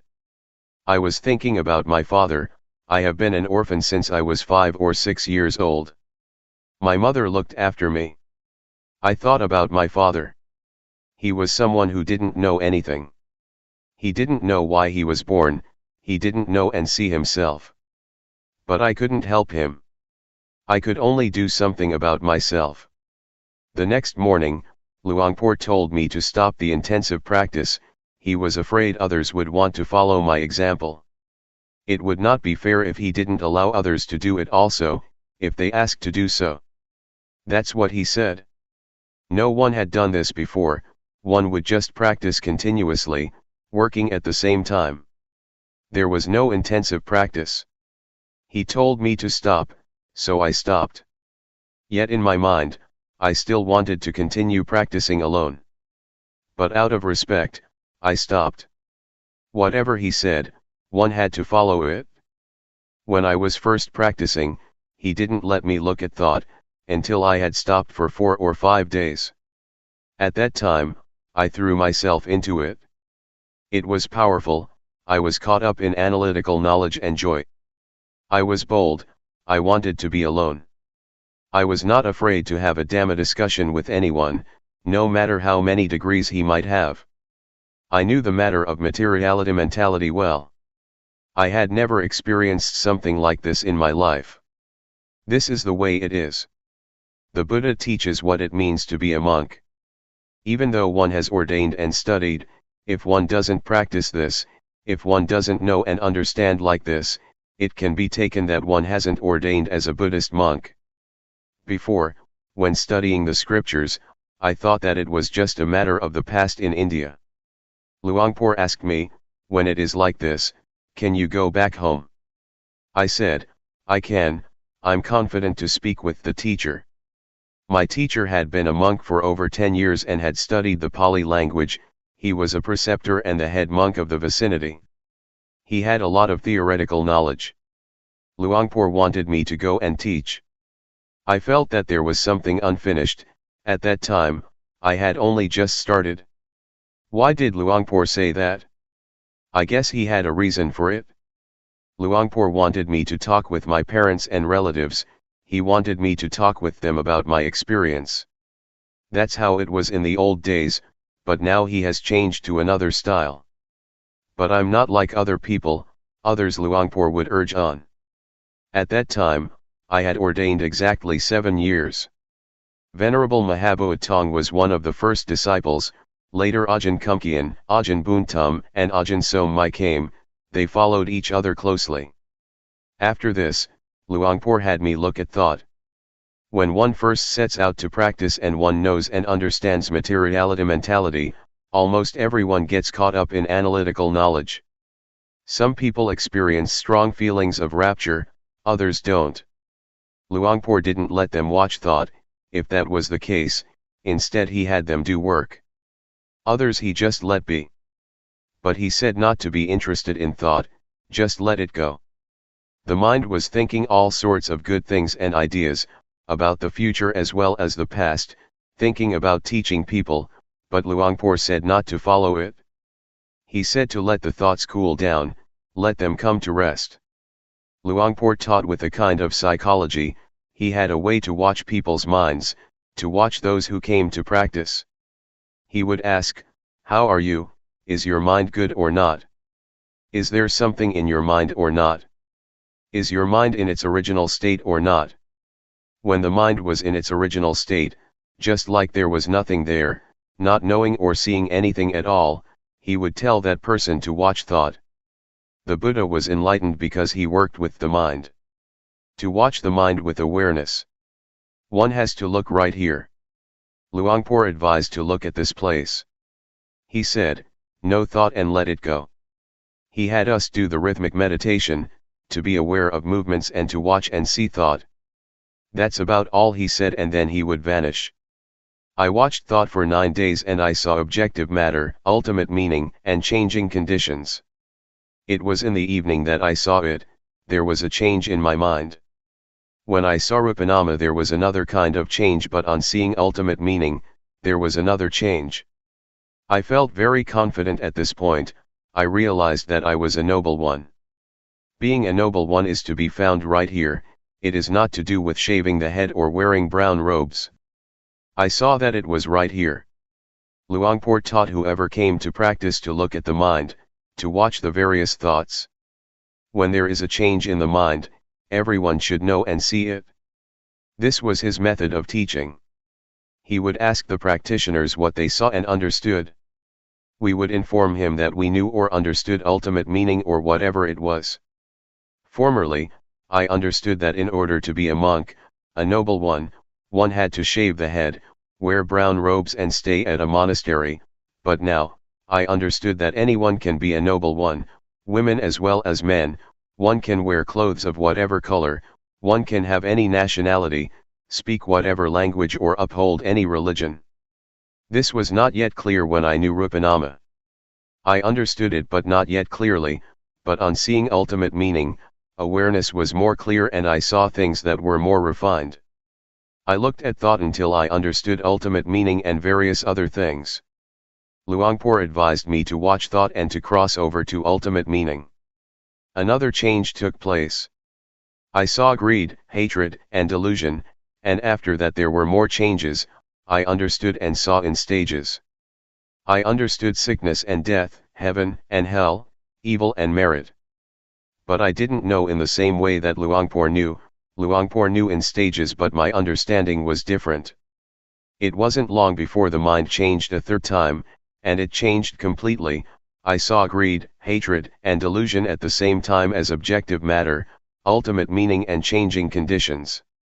After that there were insights continuously, I saw virtue, I saw sensuality, etc., until I knew everything. I understood what the Buddha taught. I practiced alone and didn't talk with anyone. One day, Luangpor gave a talk. He spoke all the way from the beginning of practice. I listened to what he said. I thought, hey, that's exactly what I've experienced and seen. When the talk was over, I went over to talk with him. We just talked very briefly. Since that day, for me, whatever someone may say or teach, I am completely confident that the method that I practiced with Luangpor, the method that Luangpor teaches, is a shortcut, is a straight way of practice, is a method that has nothing to do with ceremonies and rituals. The paths, fruits and nibbana, that we are doubting about, that we're searching for, that we're trying to attain, have nothing to do with studying. One can study or not study. It is another thing altogether. I really am confident about it. Counting from the day that I started to practice by myself, about 1 month and 20 days had passed, from the outer bark to the heartwood. On the last day, I sat doing the rhythmic meditation. I mostly sat, I walked less. It was as if I came to an end, as if I was finished. But awareness was still good, I still felt everything clearly. I was thinking by myself, am I crazy or not? No, I'm not. The eyes still see, the ears still hear, and I still know coming and going.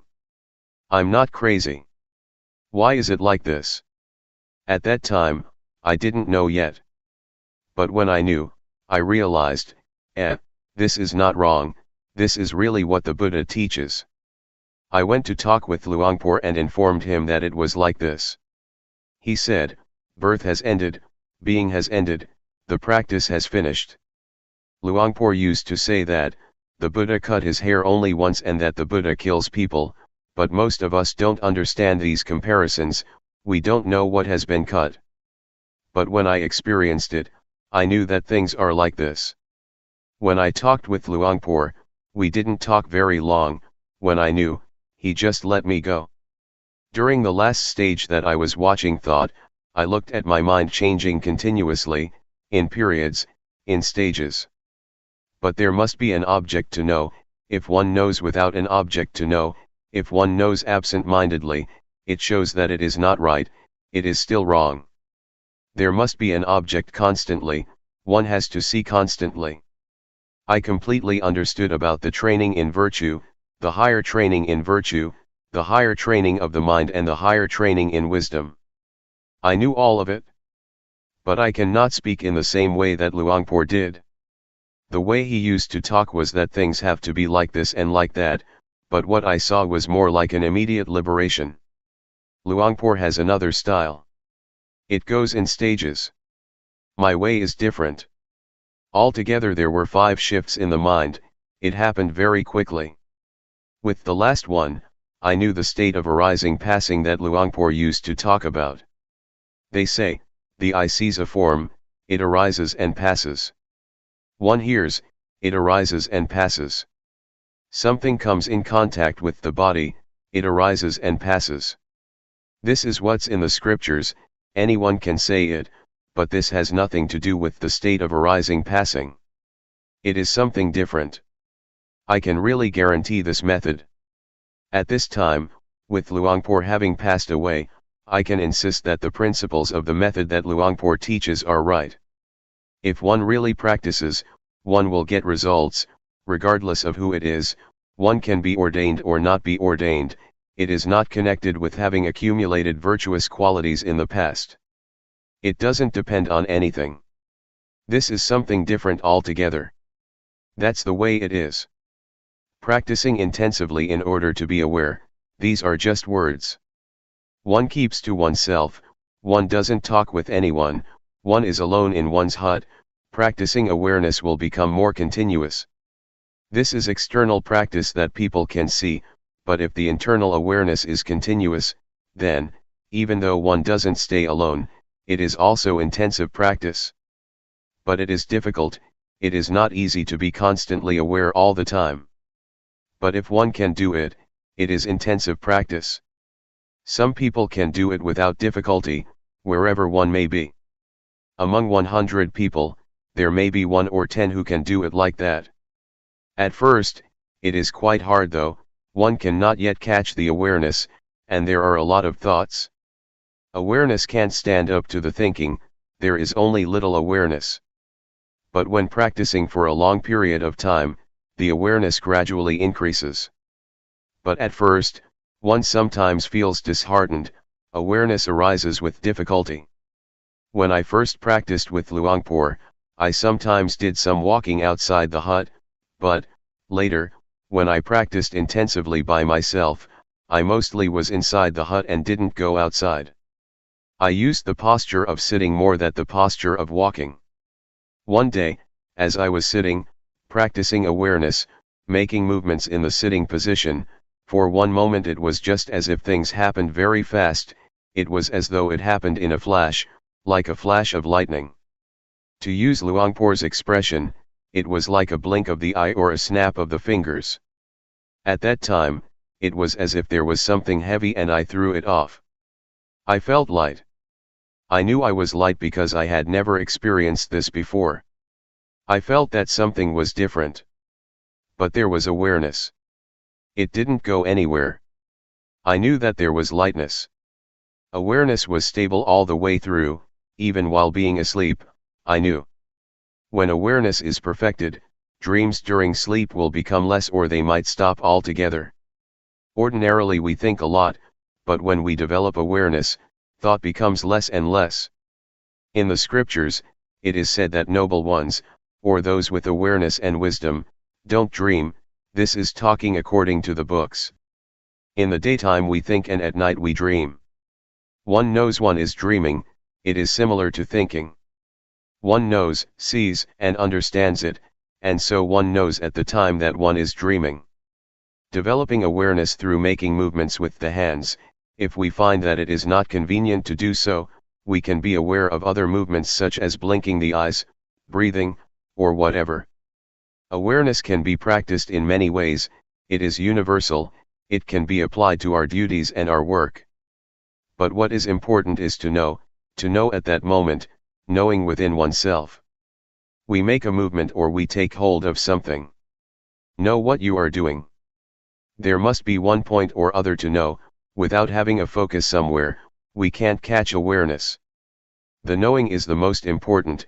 If we are aware of some part of the body, we will automatically know other parts that are moving because they are connected. If there is awareness within, one knows while working. It is like turning on the light, suddenly there is brightness. It works at the same time. It connects. Just like a tightrope. When it is cut, everything jerks. We should train our minds to be with awareness and watch our thoughts. Never mind if the mind thinks. It is not that we try to stop thinking.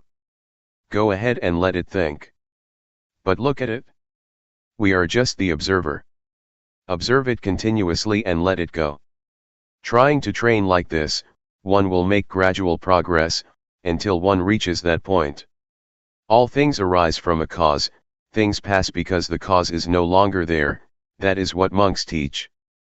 But we don't know what the cause is. The monks teach cause condition, object condition, etc. There is a point where causes are finished and conditions are finished. We don't know where they went. No one followed to see what happened. Whether one knows or not, one doesn't see it. We shouldn't call this point the end, because it would be encouraging people to do evil. It would be misunderstood by people who still don't have enough understanding. Therefore, the way of teaching must be a skillful one. Luangpor said, "There is no coming and no going." One can say as much as that. If we were to say that there is no life after death, it would just be the end of the matter, and people wouldn't do anything. They would call it wrong view that one who does good doesn't get rewarded, or doesn't get merit from meritorious actions. There is no heaven and no hell. This is a wrong teaching. There is no coming and no going, reflect on it yourself. It's up to you to figure it out or not. Study it for yourself, know, and see, and be it for yourself. That is better than what someone else might say. When you are and have this knowledge, you will be at ease. Others may want to be reborn. That's their business, but we don't come from or go anywhere. We stay here. In reality, if we understood what the end of life really is, we would be at ease. Everything would be done easily and in comfort. But as it is, we don't understand, so we act out of not understanding, we act in an ignorant way. To act with knowledge is different. There are people who know, But people who don't know still don't know, even when they practice.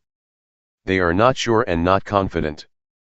But for someone who knows, whatever happens, he or she is sure, whether one practices or not, one is confident.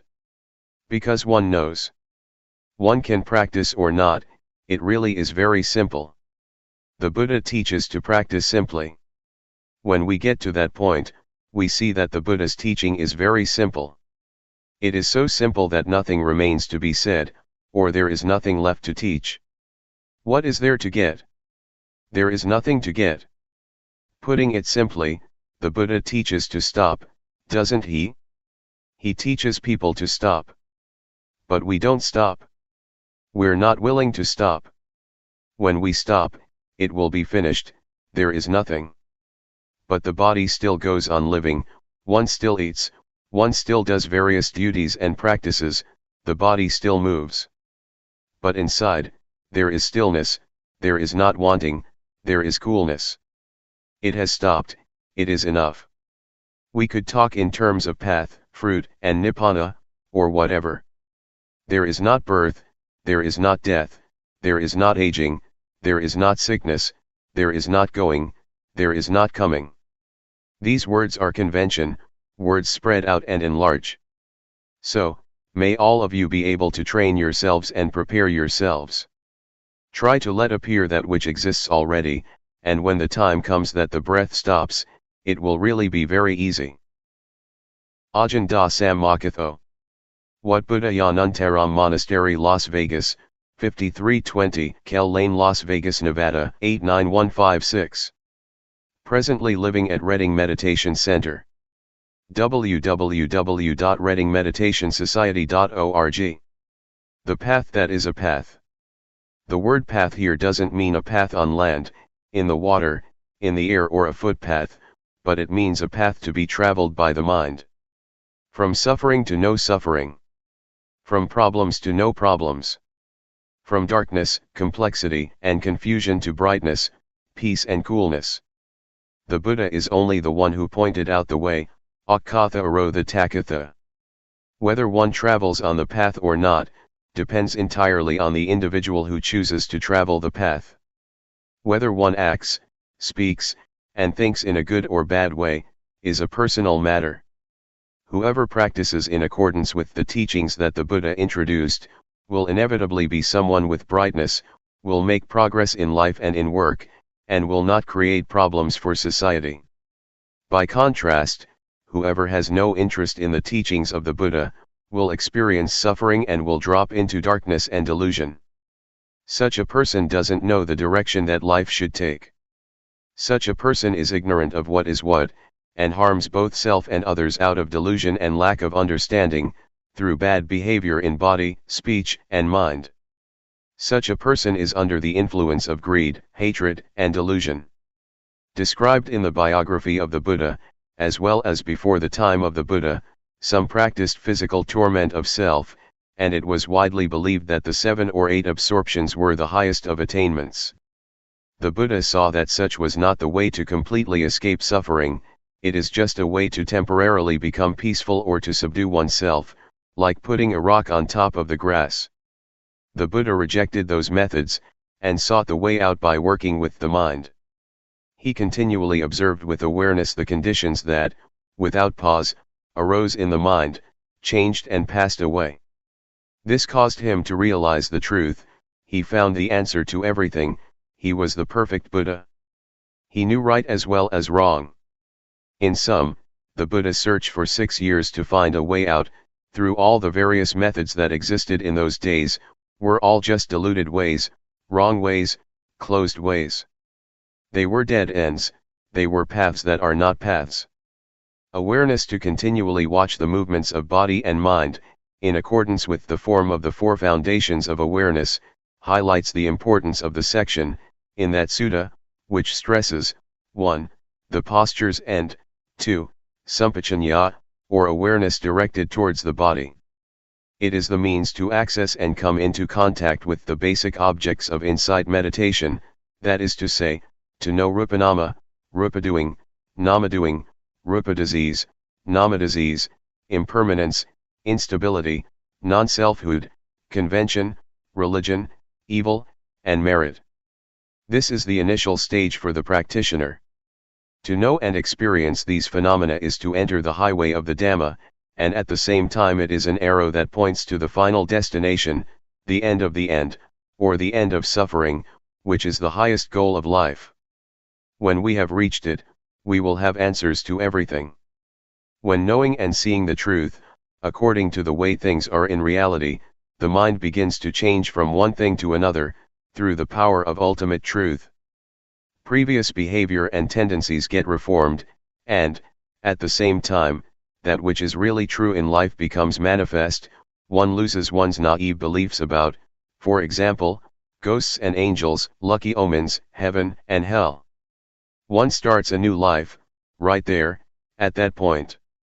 Just that little bit of awareness is the vehicle that leads life to the end of all suffering. When life reaches the end of the end, it is as if one lives in a new world. It is a world of spiritual freedom, safe from spiritual suffering. It is a safe and peaceful realm.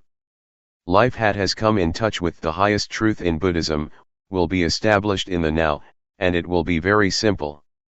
It will be light, comfortable, and without worry or doubt. There will be no danger. I can guarantee that one who has come to the stage of ultimate meaning will definitely not lose his or her way. He or she will have nothing to do with ghosts, angels, auspicious timing, sacred things, hell, heaven, death, rebirth, and so forth. This is because one who practices the Dhamma by developing awareness in this fashion, must know and contact objects all the time. That person must review the stages of practice, and investigate what one knows, what one is watching, where and how. All of this one knows instantly. It is said that the truth will not leave someone who is real, and, in the same way, someone who is real will not discard the truth. The secret of changing the states of mind.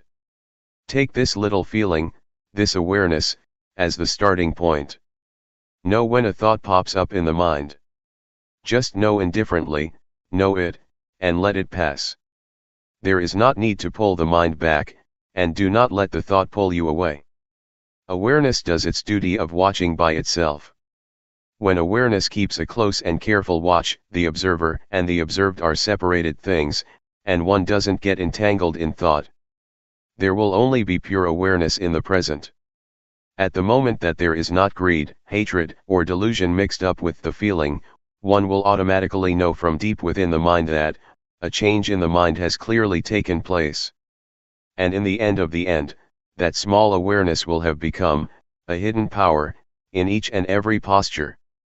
We know Luangpor Teean from meeting and talking with him, from reading his books, from what others have said about him and from practicing. But I know him as the one who gave me a new life. The principles for conducting one's life in a simple, light, and comfortable way, without worry, were passed on to me from experience gained, when I was close to Luangpor, continuously and for a long period of time. I have spent 6 rains retreats with him. I used to think, in those days, that I would stick with him forever. To get a new life is like reliving life anew, or one could say that it is dying and being born again. Dying before death, being born again, my being born in the Dhamma, approaches now its 15th year. At present, life is in its teenage stage in the Dhamma. I'm not much attached to places or people. I feel that my experiences of life are very little. It's not yet enough, but as far as practice goes, it is sufficient. I know what to do, and I don't suffer. Let me go back a bit. Formerly, when I went to see Luangpor Teean, I thought I would dedicate myself to him, whatever he would advise I would determine to do, as a lesson or an experiment. I determined this because, I had strong determination and an aspiration to prove myself according to his principles, and I was confident that this way that I had chosen was the last way out. With such determination, opposing views, opinions, and thoughts were erased altogether. I had no doubts, I had no problem at all.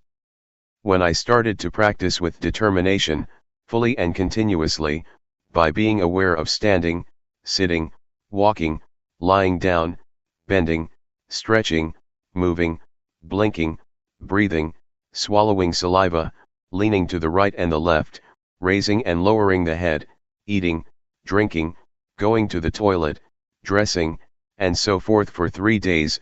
I was aware and completely awake. Awareness was purely in the present, there was no past or future. Materiality and mentality appeared clearly and cut off doubt. I saw Rupa as Rupa, and Nama as Nama. On seeing it, doubts disappeared. I won't talk about my personal knowledge, but I'll say something directly about the principles, that are the technique of practice. To practice intensively, alone in one's room, is a wonderful opportunity for someone who is seeking a way out for oneself, and it presents an opportunity, for those who are keen on this way of practice, for those who are real, and for those who are genuinely determined, and who practice sincerely, to really prove the style of practice. One can choose this solitary practice for either 7 days, 15 days, 3 months, 1 year, or 3 years. Those who volunteer to practice can choose according to what is suitable for oneself. One should stay alone and keep silent in one's hut or whatever place it may be. A monk or teacher would advise one in developing awareness and could be consulted. He or she is a friend to help the practitioner to really go for it, without having to do anything else. Just to work with the mind, to observe oneself, to be with oneself. To be determined to just watch over the movements of body and mind, all the time. Not to read books, not to receive or write letters, to be cut off from the external world temporarily, just for the time that one is practicing intensively.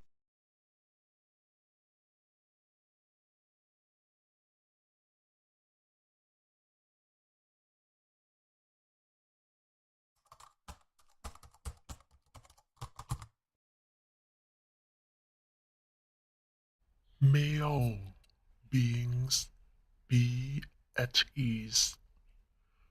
Whatever living beings there may be,